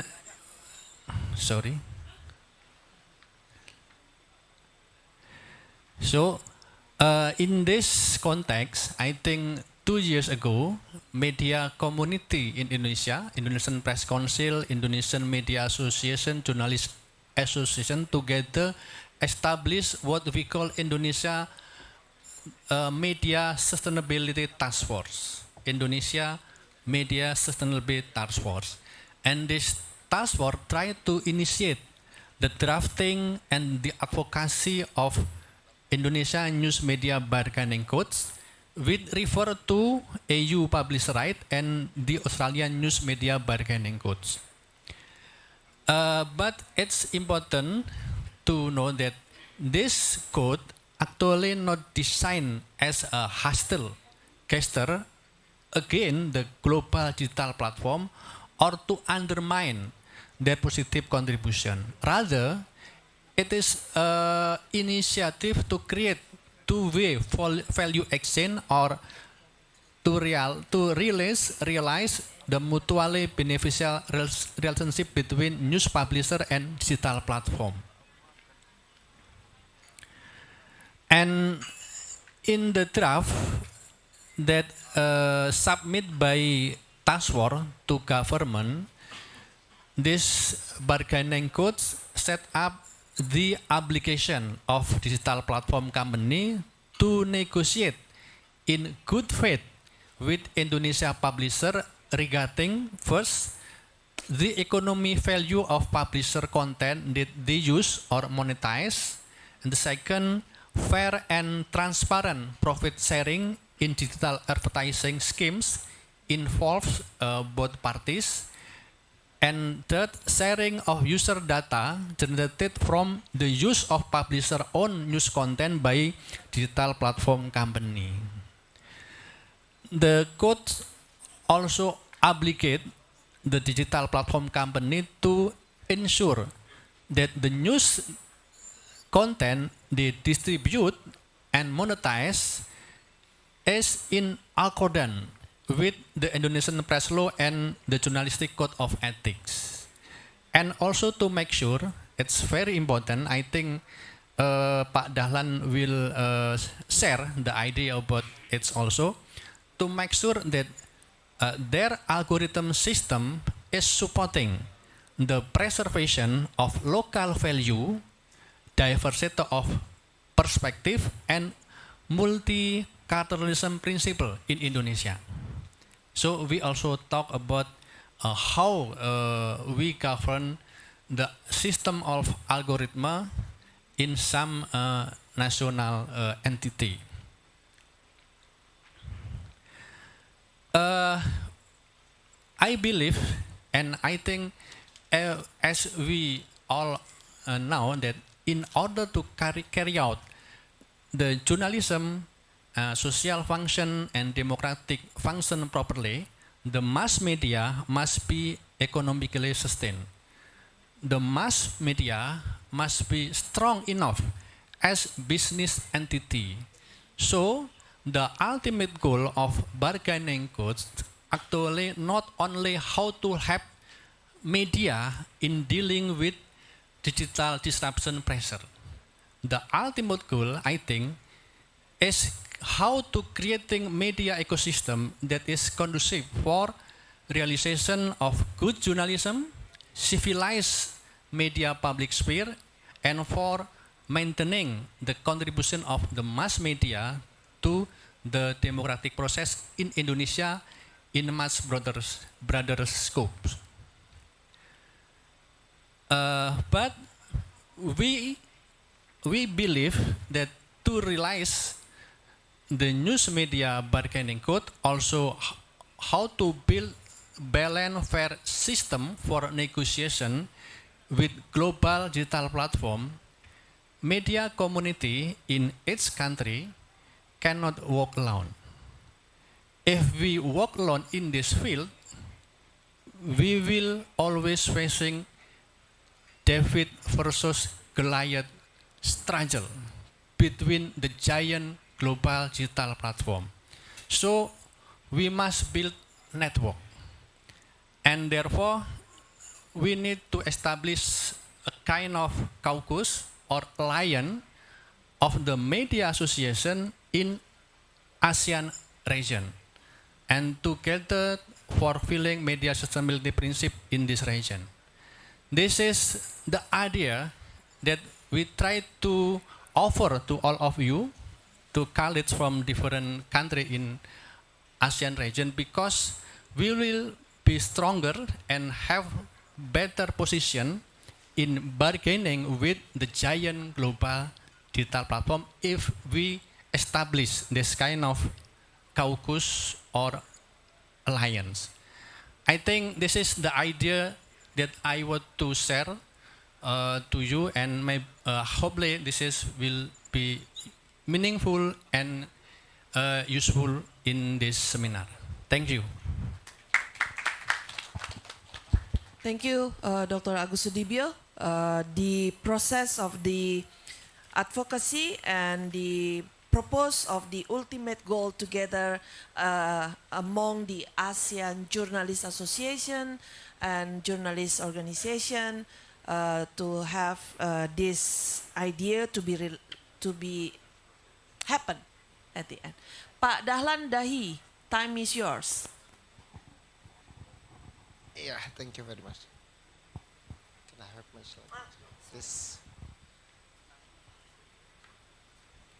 Yeah. Pak Sam. Okay. Thank you very much. Thank you. Assalamualaikum, selamat siang. Ladies and gentlemen, it's an honor to speak in this forum, but let me introduce myself to understand my perspective.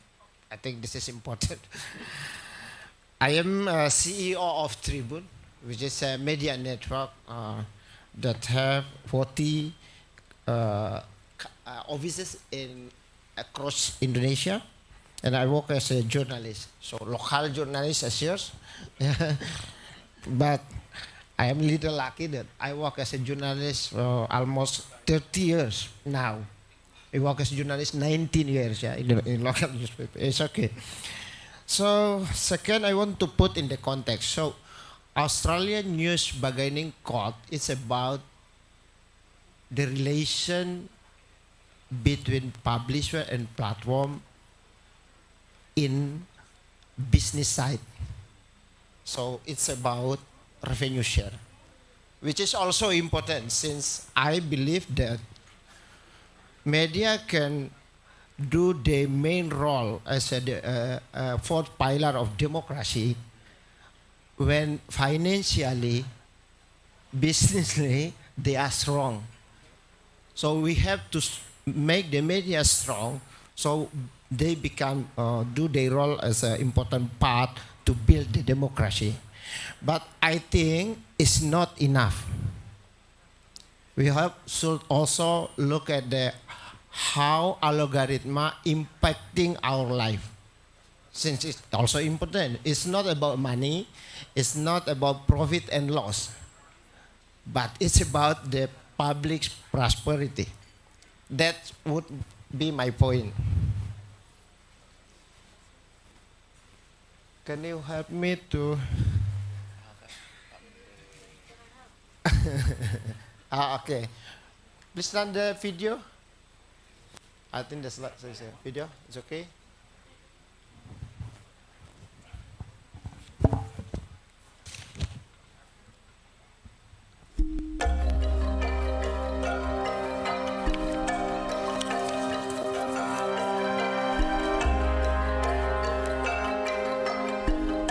Indonesia, negara kepulauan terindah.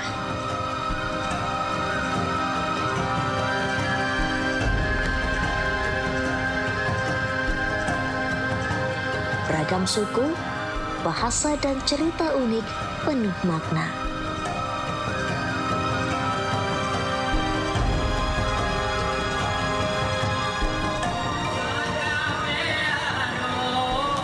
Warna-warni Indonesia dalam Bhinneka Tunggal Ika.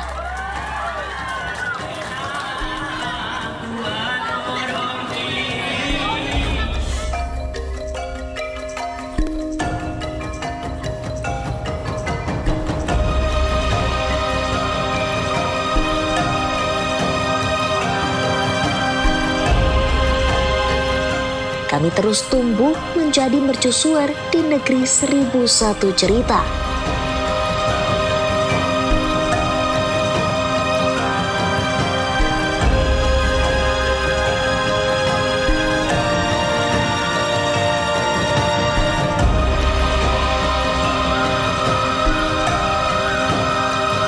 Kami tahu lebih dalam karena kami dekat dengan sumber cerita.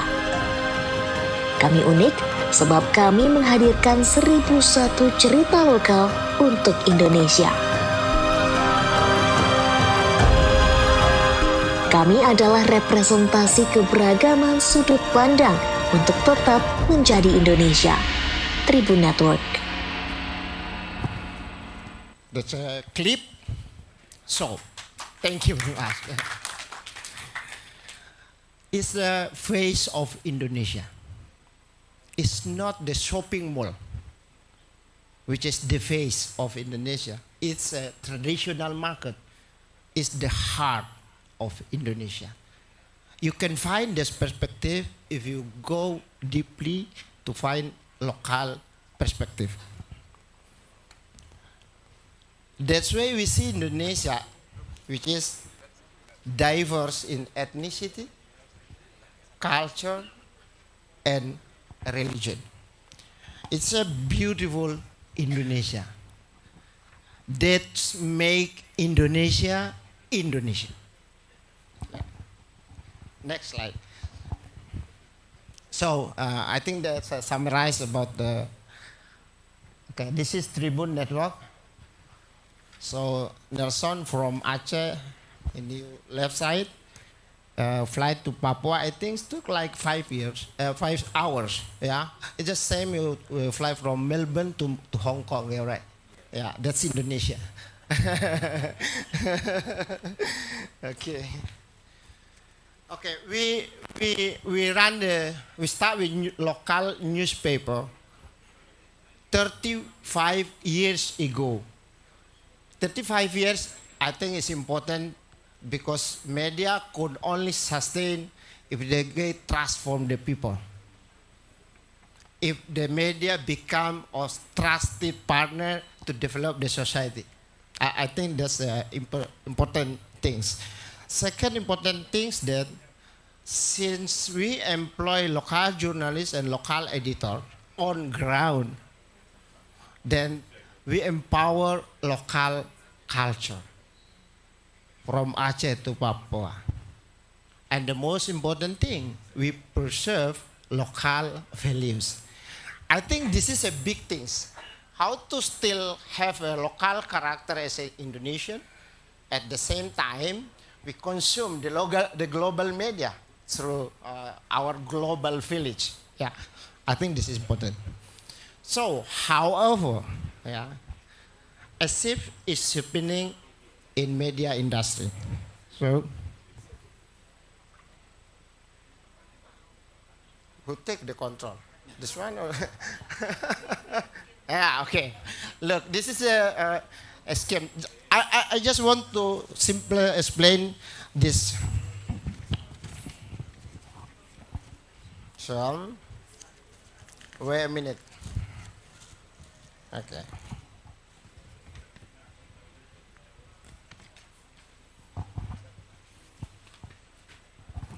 Let's imagine the era of newspaper,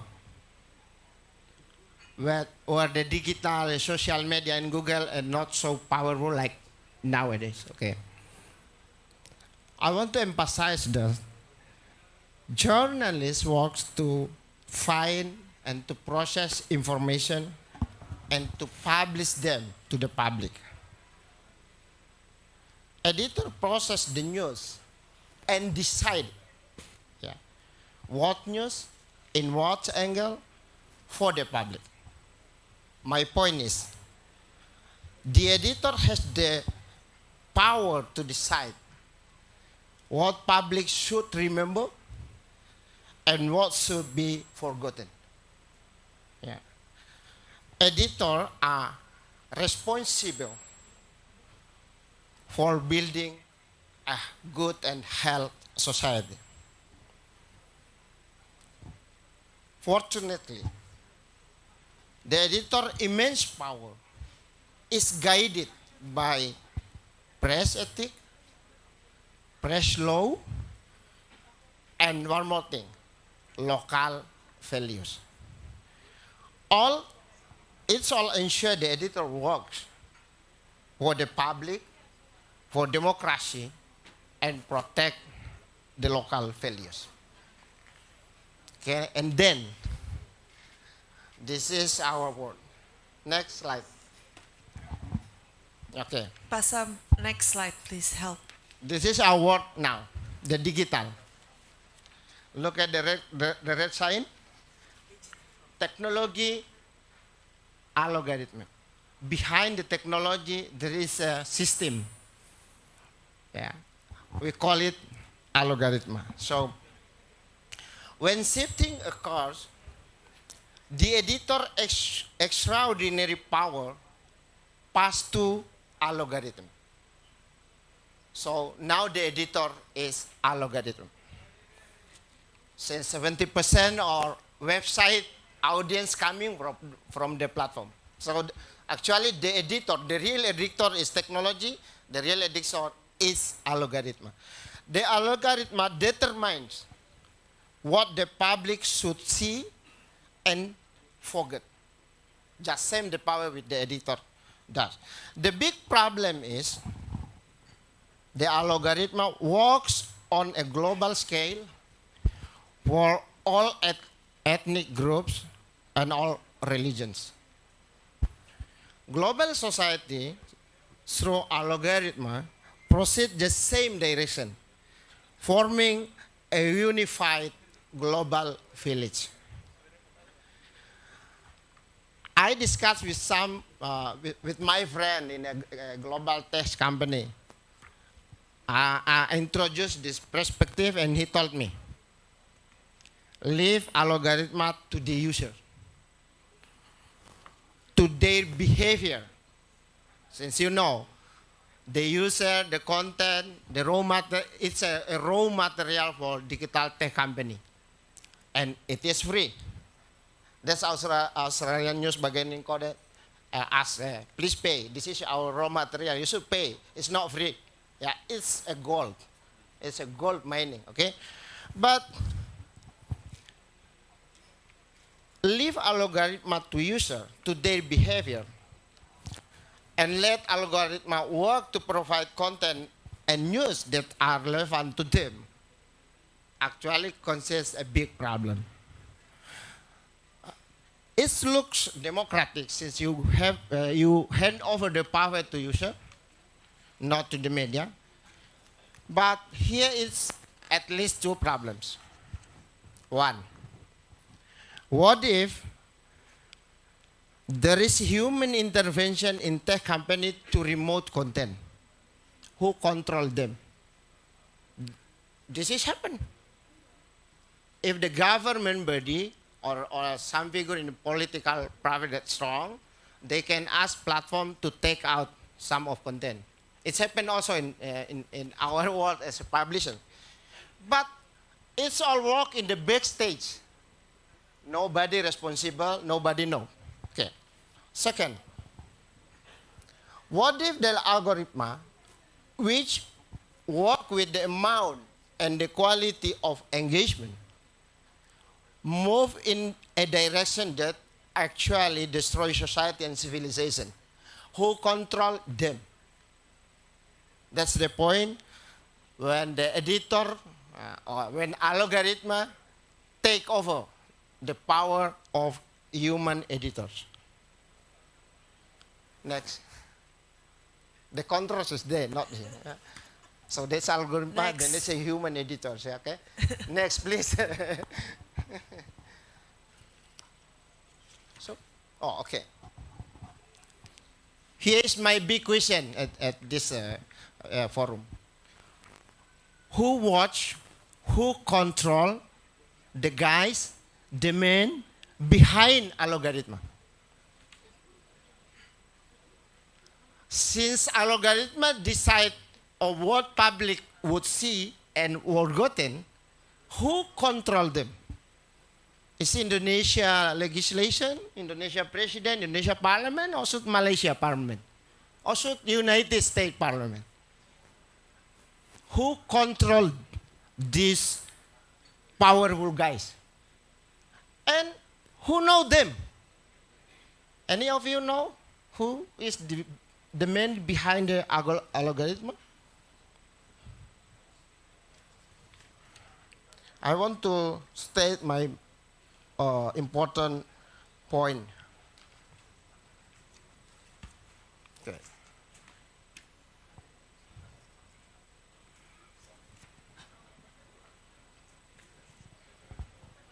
We don't know exactly who is behind the algorithm, what they believe, what are they fighting for. They fighting for Russia or Ukraine? I don't know. They fighting for Israel or for Palestine? I don't know. They fighting for local people or global citizen? We don't know. Do they believe or they fighting for a diverse world or a one-color world? We simply don't know. Next. So, that is my point. Algorithm is the sole custodian of information. It's capable of filtering the truth, capable of divining the truth, and cannot be held accountable for their decision. Who will empower local culture and local values then? Are we gonna let the colorful world become only one color? Then, next. Okay. That's why I propose that should be independent, trustee body who take the role to control a logarithm, to make sure they preserve local value, national identity, and democracy.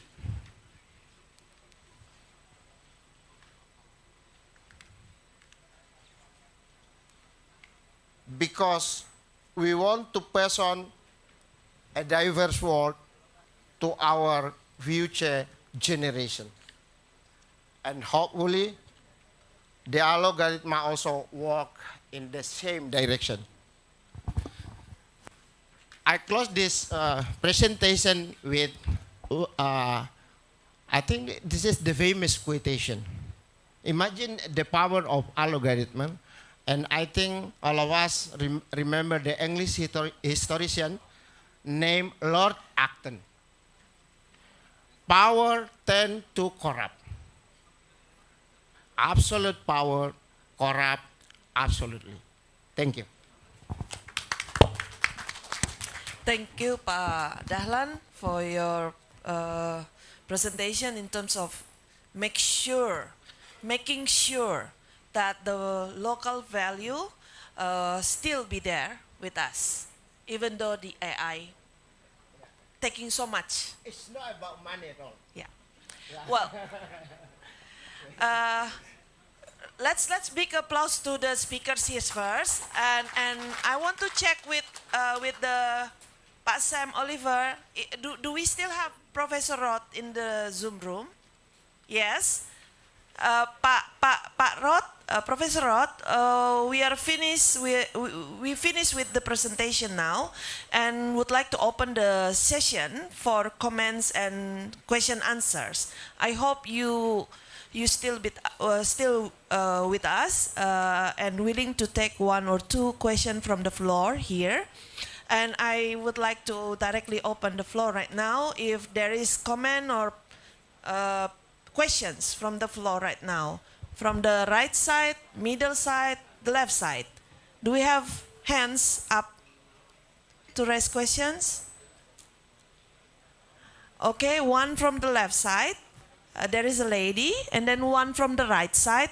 Can the technical officers help with the microphone, please, to make sure that the gentleman and the lady can connect with the audio in the Zoom room? Yes, please, Pak Sam, to the lady here, Ibu Santi, I believe. And then from Malaysia, please, Ibu Santi. Yes. Thank you for a very comprehensive presentations to all speakers. I have a question to our Australian fellows who are the speakers. Since the regulation or the code is to fight against monopoly, like should be an antitrust government agency who fights it instead of under the press council. But I'm just wondering, in Australia or whatever you found out when we were going to go for bargaining code, is there any where in the world that the press council regulates the body to fight against antitrust? Okay, I'm sure Professor Roth already take that question too. Next, our friend from Malaysia, please help.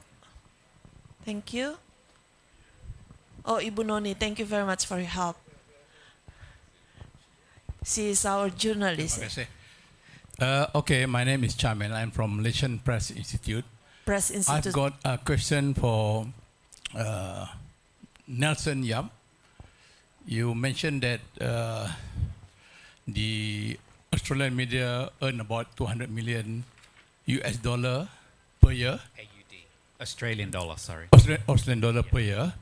And the things that I want to know, how actually do you distribute the amount among the 24 PIFA members? 200 million. You know?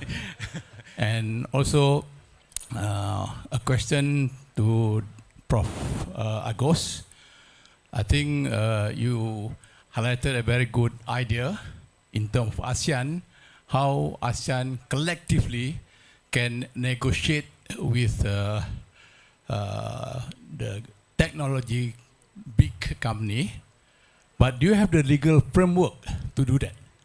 For example, Australia has its own code, and Indonesia is, I think, progressing in advance to have that code.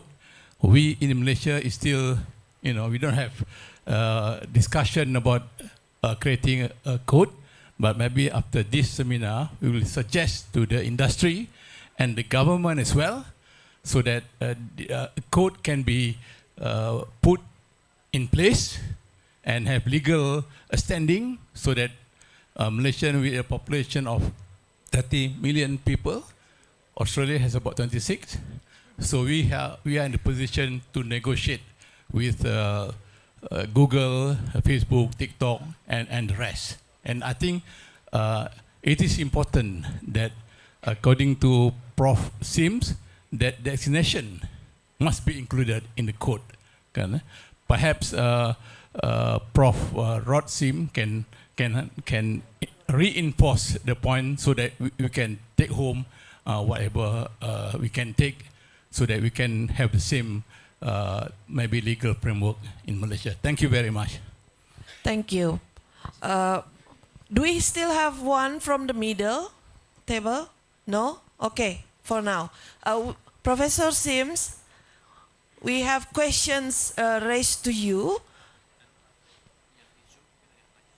Yeah. Allow me first. One from Miss Santi. She asks you if there is an example or benchmark when a press council taking care of the anti-monopoly object. That's the first thing. And the second thing from our friend of Malaysia, wishing that you can emphasize how the legislation process, that he can also bring that home, learning from your experience as the regulator and the drafter of the bargaining code. Well, maybe 1 or 2 points related to that. Allow me to also address that the question also to Nelson Yap, also from Malaysia, about how to spending the money that you got. But do we have questions from the Zoom meeting? Friends from the Zoom meeting? Can Pak Sam show us? No? Nobody raise hand? Okay.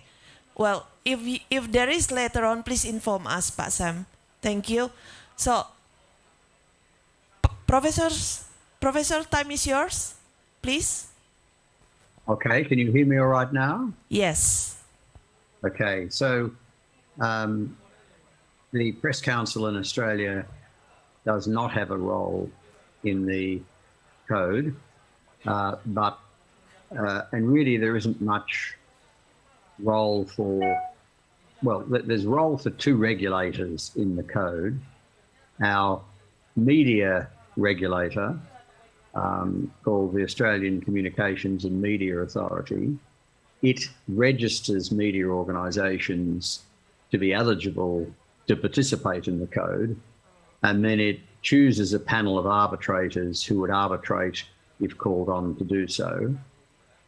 The ACCC, the competition regulator, the equivalent in Indonesia is the KPPU, if I remember the initials well enough. We make sure that the companies, the Facebook and Google, comply with the terms of the code.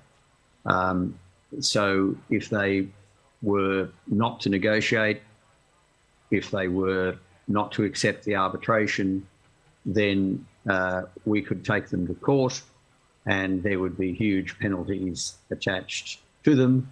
And if they kept not doing it, the penalties would continue and they would ultimately be in contempt of court. So those are the two roles being played by regulators in Australia.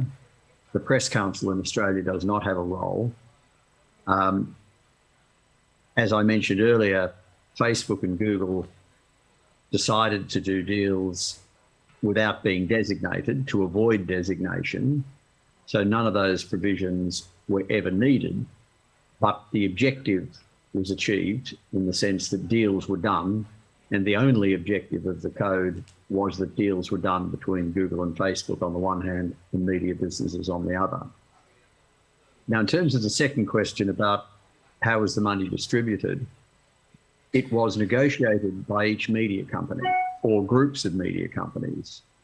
So we have 4 large media companies in Australia: the Australian Broadcasting Commission, what's called Nine, another organisation that's called Seven, and then we have News Limited, owned by Rupert Murdoch. So we have 4 main media companies. We have a whole lot of other media companies, some doing regional media, some doing multicultural media, as we talked about earlier, and then The Guardian, and a massive range of small media companies. They all did their own, either they negotiated individually or they negotiated separately, and the money they got came out of those negotiations. So there was never a question of government intervening in determining the amounts or distributing the money. It was up to individual negotiations. If Google and Facebook had not negotiated, they would have been designated under the code, and again, the money would have been determined by negotiation, or if that failed, arbitration by arbitrators who determine how much the Australian Broadcasting Commission got, how much Nine got, how much Murdoch, the News Limited got, and so on. So this was the whole purpose of the code, was to facilitate equal bargaining between Google and Facebook and the news media businesses, and that equal bargaining was brought about by ultimately the right to go to arbitration to get an arbitrated outcome if deals couldn't be negotiated. So it's all about individual deals, not government intervention. I hope that answers at least the main questions, but happy to elaborate if I haven't dealt with everything there. Thank you. Thank you, Professor. So the question been answered already. Next, Nelson, do you? Yes, just regarding that, absolutely. As Rod said, Professor Sim said, the $200 million is a total of all the different amounts that the different media companies, over $200 million, sorry, is a total of all the different companies that have negotiated, or what we believe to be. So in terms of our 24, we can't reveal how much we got because we signed an NDA. And so did the other media companies too. So the $200 million figure is more sort of from what public records suggest. So, but absolutely, it has made a huge difference. I actually said this last night to Chelsea, that, you know, before our industry in Australia was losing journalists. Newsrooms were closing, where we're not having enough, businesses could not employ journalists. But what we've seen now from this $200 million that we have gained for the publishers is that now journalists, we actually don't have enough to employ. There's huge demand for journalists now in our country. So that's created a thriving, media industry again, or sort of helped create that thriving media industry again. And for individual 24 publishers, it means smaller communities, publishers publish, on science, climate change, women's agenda, NGO, all these publications now can focus on the topics that are sometimes not covered by mainstream media. And yeah, and I want to emphasize again, I think the importance of sticking together, regardless of our differences, whether you're from a left, center, or right-leaning newspaper, or the borders, between Indonesia, Malaysia, etc. It's very important that we all stick together because we can achieve a lot more. Particularly Indonesia is the third largest democracy in the world. If Indonesia can achieve this, it will be tremendous, I think, step forward for everyone, for the global community, to see that the world's third largest democracy has passed a law to sustain and help its news businesses. Thank you. Thank you. Very kind word. Pak Agus, Dr. Agus, please. Yeah, when we meet with colleagues from UK, AU, and also from Australia, they always talk about the need of networking, the need of work together, dealing with the giant global digital platform. So, and we already discussed this idea with a friend from Cambodia and also from another country when CIG have a general meeting in Bali last year. So, and of course we can share our draft for you. And I think Indonesia and Malaysia is a unique entity in this thing because we have quite similar language. I think we need, for example, the idea to set up a search engine in Bahasa Melayu like that. So we have unique relation, and I think if we can work together in this context, how to build fair, balanced, and transparent economy, technology, and news relation between publisher and the giant global digital platform is very important. So, because the Google, Facebook is the giant one, the giant. So I think it's also a story, experience from Europe when Spain and also France try to negotiate with Google, Facebook. They also have similar problem. So I think we need to mainstreaming the idea of bargaining code, publisher right, Digital Economy Act, Digital Business Act, that's still ongoing process in EU now. So what we call in Indonesia is try the domestication of digital platform. How the government in national entity try to create some regulation, new regulation, to domestify, to regulate the digitalization, transformation digital in every single country. So I think because we need more information, we need more discussion about it. I think the idea to establish the caucus or lion of media association across country in ASEAN region is, I think, very contextual and very important. And hopefully we will meet again in this kind of discussion, in this kind of meeting to try to realize this idea. Thank you. Thank you, Pak Agus, to respond to the questions. Do we still have question from the Zoom room? Pak Asif? No? Okay.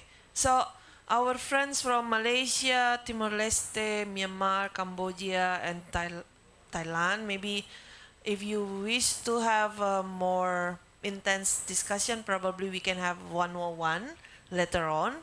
But for now, I will open again if in the room there will be another questions by the floor. One. Is Ibu in the backside also want to raise question? No?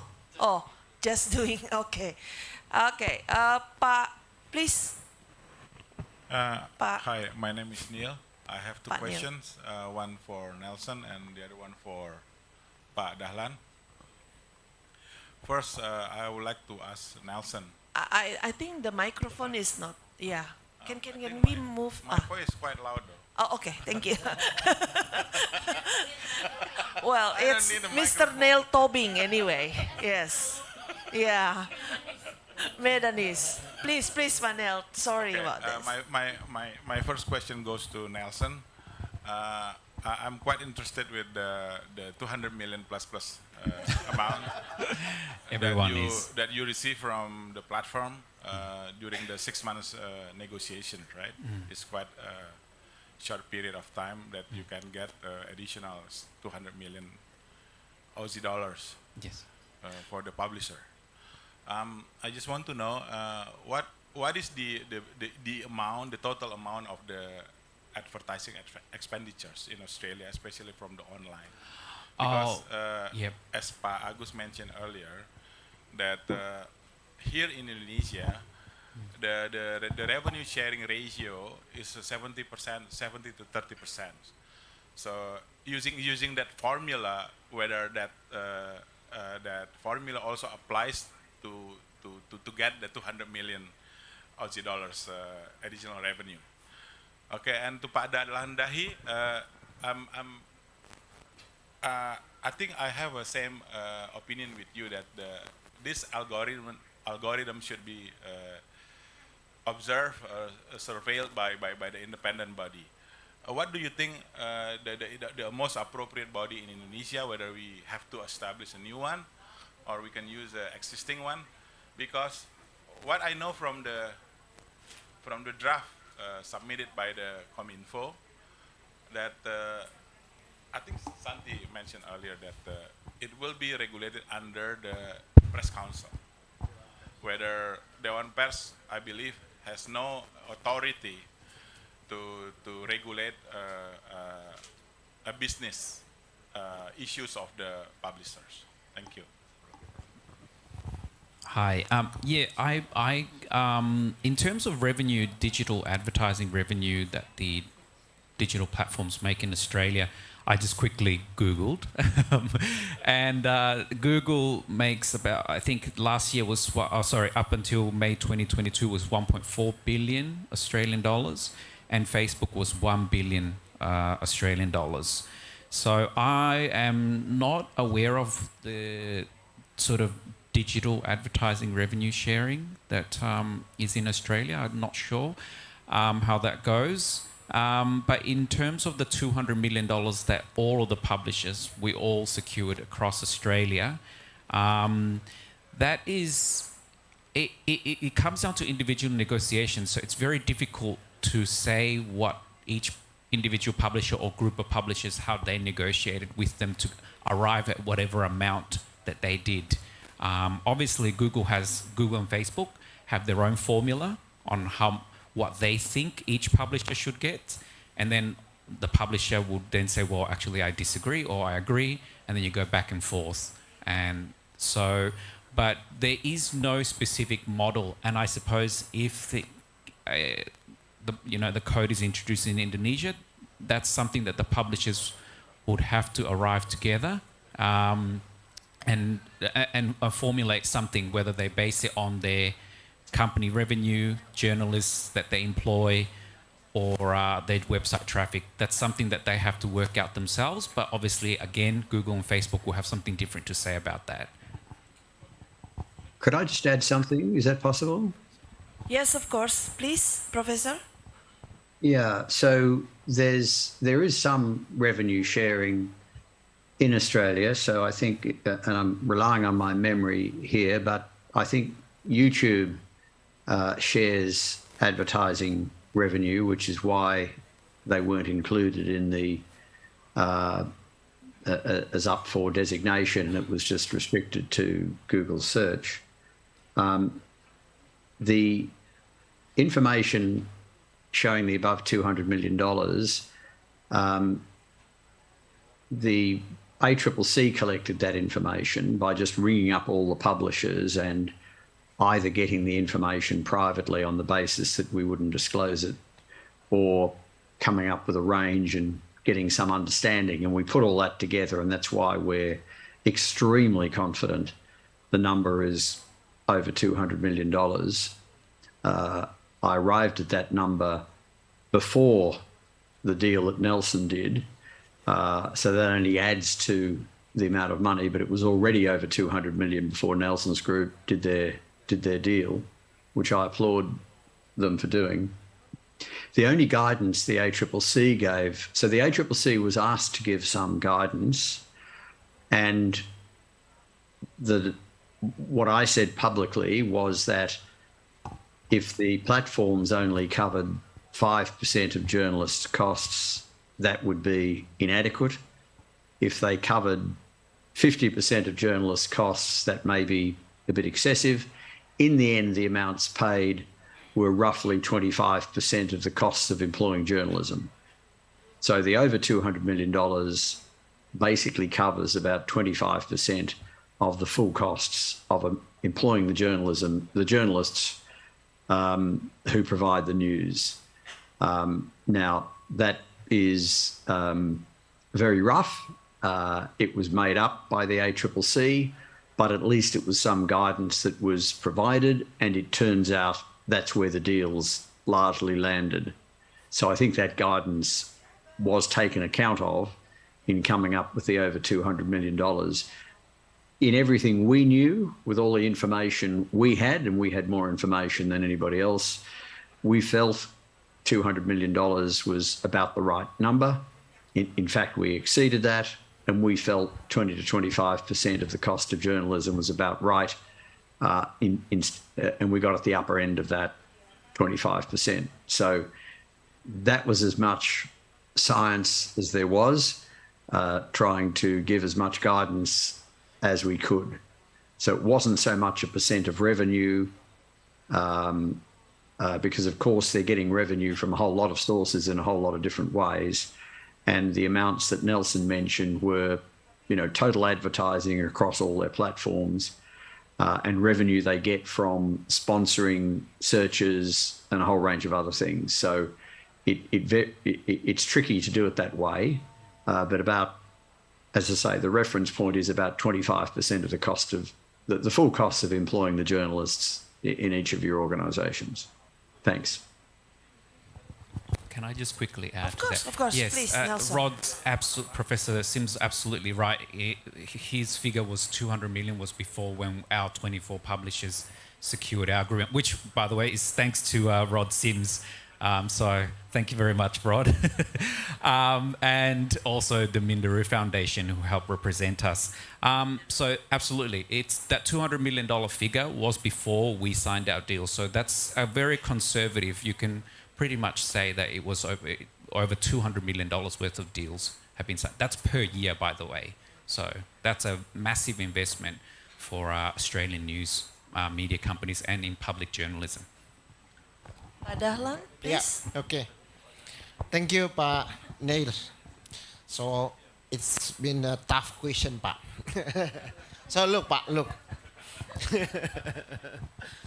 The digital world impacting our traditional media in the last 20 years, Pak.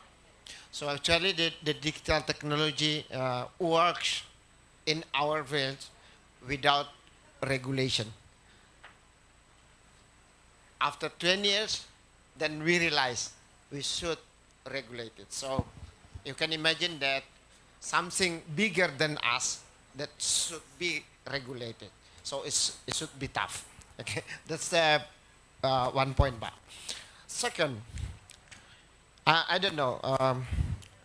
No, neither. Is it in our, when the discussion about News Australia bargaining court is happening? Do you consider the TikTok as a big player?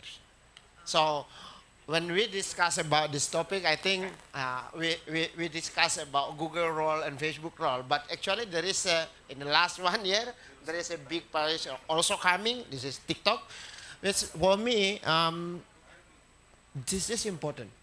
If you deal with Facebook, Google, and Amazon, and you deal with American culture, but when you deal with TikTok, you deal with the Chinese culture, which is completely different. So I think Indonesia should introduce these one items into consideration when we discuss about publisher rights. Yeah. So, Pak, what kind of body should be control the algorithm? Okay. I think Pak Usman made a very, very good point. Yeah, pasal, I think Bu Santi work in this publisher right. So first, media freedom is priceless for us. Clear, yeah. So how the regulation put their position in these big issues. So the regulation is about economic aspect, not media. I think I agree with that. And regulation is about a platform, not for the media industry. It's okay. It's good, Pak. So how about we give another power to Dewan Pers, yeah, to control this regulation? Since actually, I believe code ethic or our journalist ethics, it is actually ensure the role of journalists to serve the public. That means that if we can use the journalist ethic as the foundation of journalism works, then we can make sure that we preserve the local culture. So the role of Dewan Pers is actually is based on the journalist code. That's my point. But I understand, but this is a massive topic, yeah. But thank you very much. Yeah, thank you, Pak Dahlan. Tricky question actually from Pak Neil, and then another tricky answer from Pak Dahlan, yeah, about the position of this institution or this so-called body. It's become a very hot topic to be discussed next, and perhaps this will be also part of the moving forward of the advocacy leading by all these media community, and not only in Jakarta, because it's also encouraging the local media. Pak Nelson, perhaps when you said the experience from your organization, you said independent and local news publishers. So perhaps one explanation about that, because in this room right now, we have not only media owners from Jakarta, but we also have media owners from other provinces across Indonesia. As Pak Dahlan said, from Aceh to Merauke, it's 5 hours flight, like Melbourne to Hong Kong. So please. Definitely. Thank you very much. Yes, well, as I think I put on the slide before, our 24 publishers reflect the diverse group in Australia. From our group, I think on the list there was Yanchep News, which was a very small newspaper in a regional town. I would say it's about 15,000. So it's a very small regional town. So that's the only paper in town. And then there's Naracoorte News as well, which is part of our group. So again, they represent around 15,000, I believe. Now, Naracoorte News was actually started after ACM, Australian Community Newspaper, closed down their newsroom in that town. So the owner of Naracoorte News realised that there was no local publisher to provide local news anymore to all the people who live in that area. So he started the publication Narrow Court News, and then to serve the community, and then we've got also Australian rural and regional newspapers. So again, all of these small regional towns, often they don't have big newspaper presence in their towns, and sometimes when they do get news, the news is very metropolitan orientated, and a lot of people want local news, right? So this sort of funding for the independent / community / small publishers actually not just benefits the publishers, but benefits the small communities that represent. Yeah. Thank you, Nelson. So we must encourage our local newspapers need to be endorsed and growing. As what Pak Dahlan also said, Tribun also coming from very small and combined to be together as a network. So allow me from the left side, if just one more time to check in the Zoom room, do we have questions? Pak Sam Oliver, do we have? No? Okay. So from the Zoom room, nobody raised questions for the speakers and the panelists, and Professor Roth still with us. But actually, the session allow us to end by 12 noon. But because there is no more questions for now, and perhaps you prefer to have one-on-one dialogue with the speakers here, sometimes shy maybe, yeah? Nelson is very kind to be open with us. We may continue one-on-one dialogue after the session finish. So allow me to invite for closing statements, Professor Sims, will you start your closing statements before we end the seminar this afternoon? And we'll follow with the other panelists. Time is yours, please. Thank you very much. Well, I'm going to echo a bit of what Nelson has said and make the point that it would be wonderful if Indonesia were to have an effective legislation in place to allow payments to media organisations. The second point is that Nelson's organisation was an extraordinary coming together of a lot of newspapers that weren't otherwise affiliated, and that was terrific. But we also had collective bargaining by Country Press Australia. That was an existing newspaper group, so it already had people involved. It had its own few full-time employees, and so they could readily bargain on their behalf. But as Nelson just indicated, many of these in his group and also in Country Press Australia were extremely small. So when you have small media companies, it really is very important that they come together, whether they come together through existing organisations or whether there's government funding to help them to come together.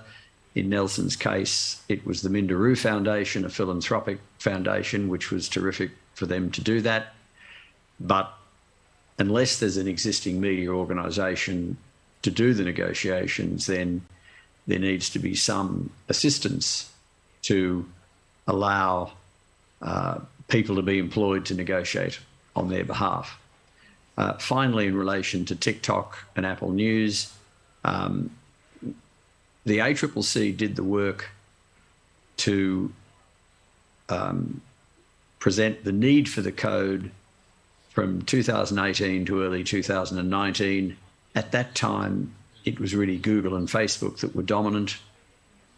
In Australia, at least, it's only later that TikTok has become relevant, and of course Apple News as well. So if we were doing the study now, I dare say TikTok and Apple News would be included. I think when the government gets around to reconsidering the code, as I say, it's a new government, has not even been in power for a year now, got many priorities. I suspect when the code is looked at, it will be extended to other companies beyond Google and Facebook. But the key issue, as Nelson has said, and I want to emphasize, is media coming together to call for the code, to call for negotiation, arbitration, to call for the fact that if you do a deal with one company, you do a deal with the lot. The Australian legislation is there to be copied. The Canadians are largely copying it. So the framework is in place, but all media need to come together to call for it. Now, I think from what was said earlier, that's happening. It'd be good to understand more about exactly what's happening, but it sounds like, given what was stated earlier, that you are on track to have legislation put in place. I really hope that's the case, because it will help journalism in Indonesia, help Indonesian democracy, and set a great benchmark for the world. Indonesia is a much larger country than Australia. If Indonesia can do it as well, I think Canada's going to do it.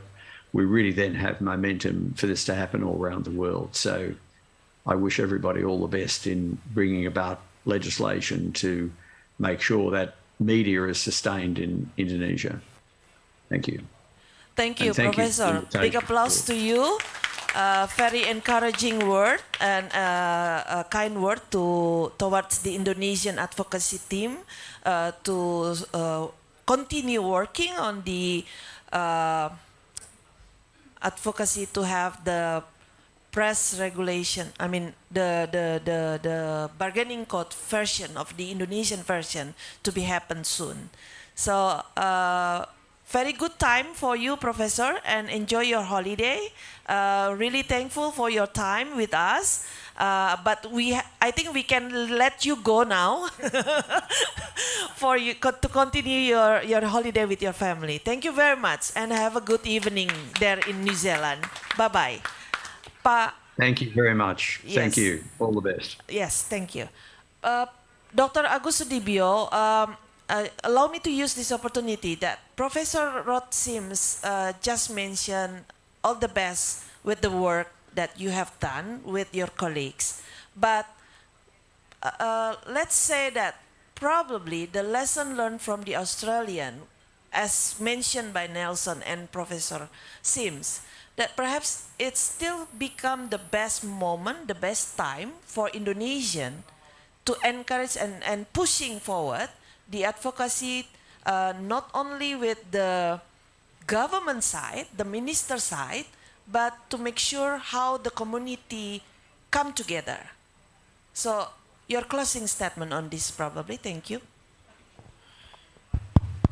I think it's depend Pak Nil, Mbak Santi, and Pak Dahlan. Let me speak in bahasa Indonesia because mayoritas ini audiennya berbahasa Indonesia, jadi saya ingin di akhir ini ngomong bahasa Indonesia. Jadi pada teman-teman pers, pengelola media semuanya, jadi tidak lama lagi insya Allah kalau Bang Nil mengizinkan, kita ini sudah punya regulasi yang mengatur negosiasi antara media massa Indonesia dengan platform global, Google, Facebook, dan lain-lain. Insya Allah ini tidak lama lagi. Ini saya dapat kabar dari ring 1,5 ini, dari istana. Iya, ring 1-nya Bang Nil soalnya, gitu. Jadi yang paling penting sekarang, Bapak Ibu pengelola media, adalah kita harus mulai belajar bernegosiasi dengan Google dan Facebook. Harus mulai belajar. Kalau kita tidak bisa bernegosiasi, nanti ada regulasinya tapi kita nggak bisa menggunakannya. Gitu.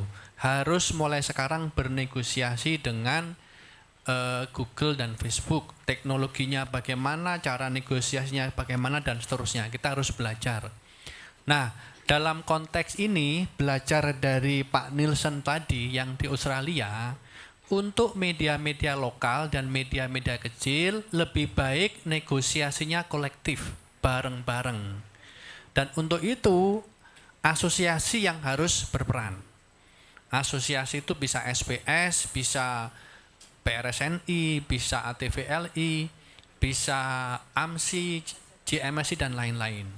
Nah, mereka yang harus membantu anggotanya bagaimana mempersiapkan diri menghadapi keadaan baru di mana media di Indonesia memiliki peluang untuk menuntut Google dan Facebook,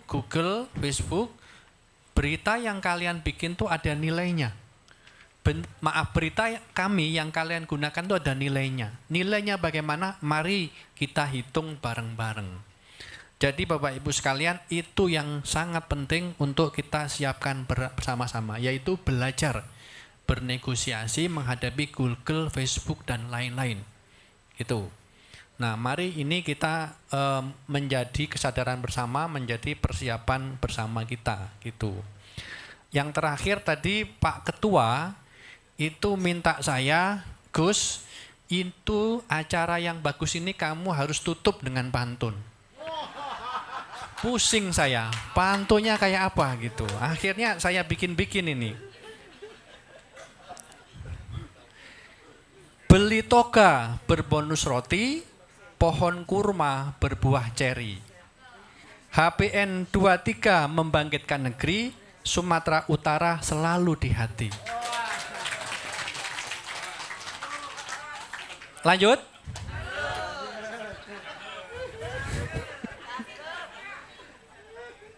Di kota Medan kita beli tasbih. Cukup sekian, terima kasih.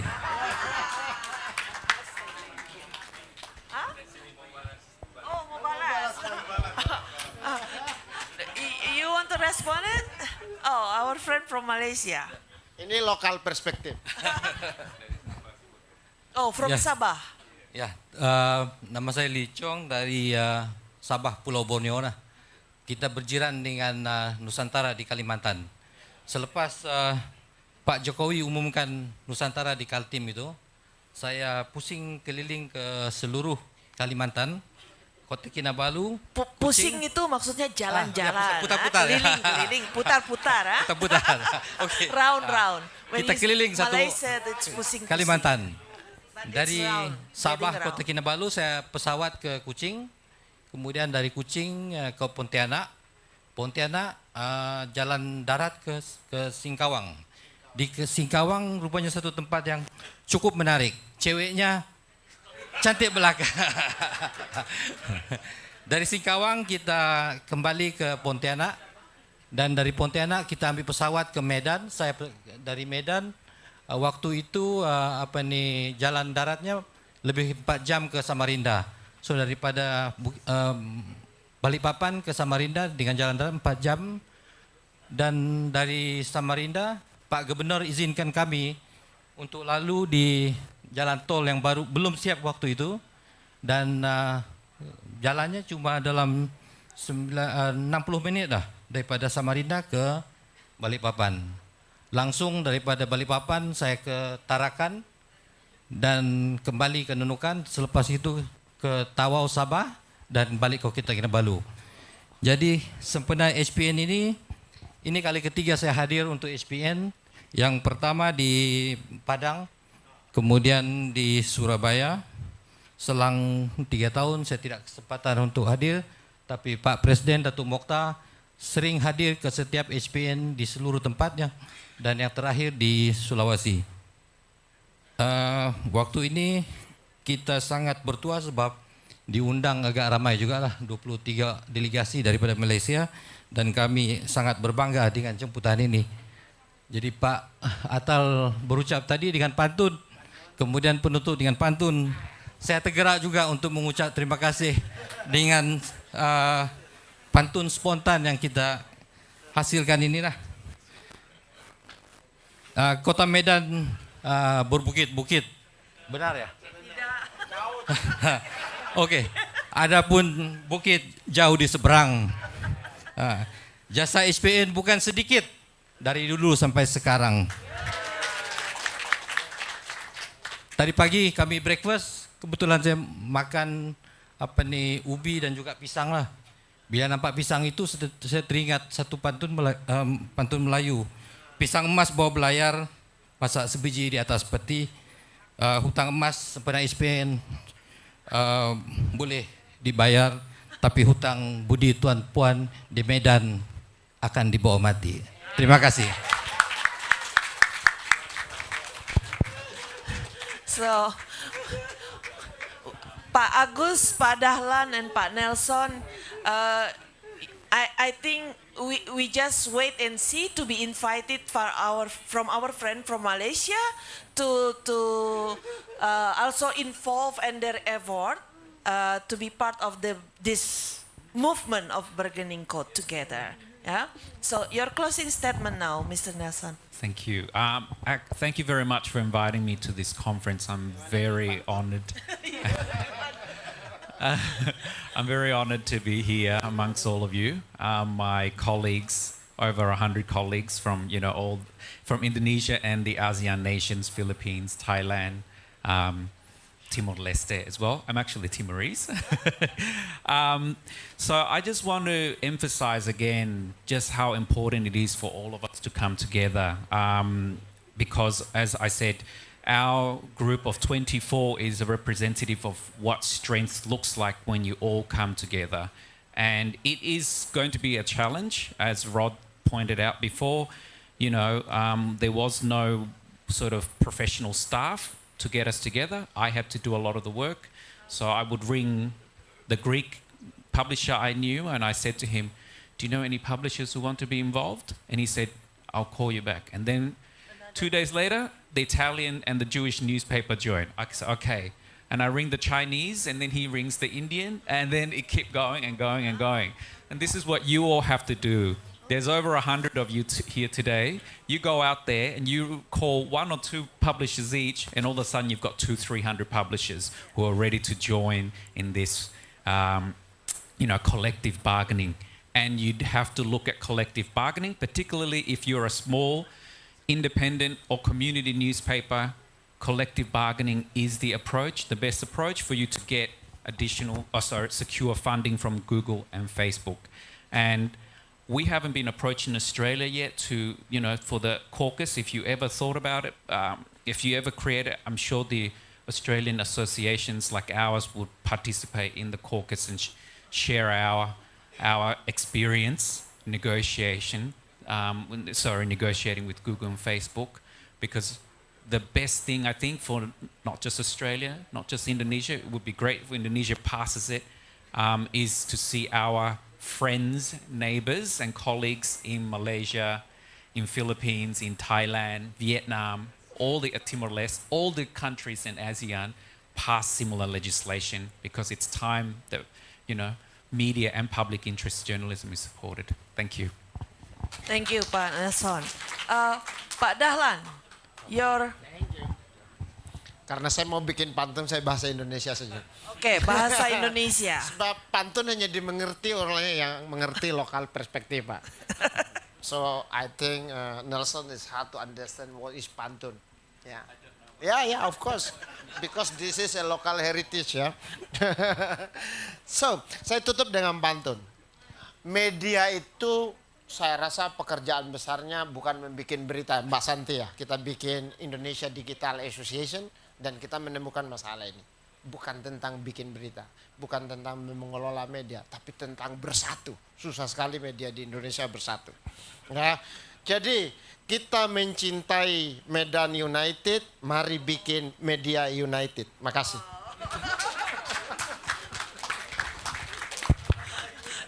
Too quick, too short. I haven't get my drink yet. Oke, cakep pokoknya, cakep ya. So, thank you Pak Dahlan Dahi, Pak Nelson Yap, Pak Agus Sudibyo, and also Pak Rod Sims right now in New Zealand, for all your times and valuable knowledge to be shared with us during the National Press Day celebration today. And of course, we also grateful for your presence here in the room together with us from the beginning up to the end right now. And just to make one short statement to close this, the topic of digital disruption and sustainable media ecosystem governance propose not only for the current situation, but it will be moving forward together, and there is a proposal from all the speakers and even from the floor, coming from all of you, that we must come together, and not only in Jakarta, but also across Aceh until Merauke, and we cross the border because we are global village anyway. Our friends from Thailand, our friends from Malaysia, our friends from Philippines and Timor-Leste and also Myanmar, they also having similar problem, and we map that problem. And the only thing that we can move forward with, the obstacle right now what we have is when we propose to have what Pak Dahlan said before, just now, a united between us. So allow me to close this with the testament. Thank you very much for all your attention, and my apology if there is a mistake in leading and chairing this seminar. I thank you. I give back to the MC. Do we have something proposed? No? Yes, please. Thank you, Mr. Chelsea. Ladies and gentlemen, now we would like to go to the next agenda. It is the token appreciation, and the token appreciation will be presented by the organizing committee by Mrs. Helena Rea from BBC Media Action to the distinguished speakers at the session. Would you please come forward?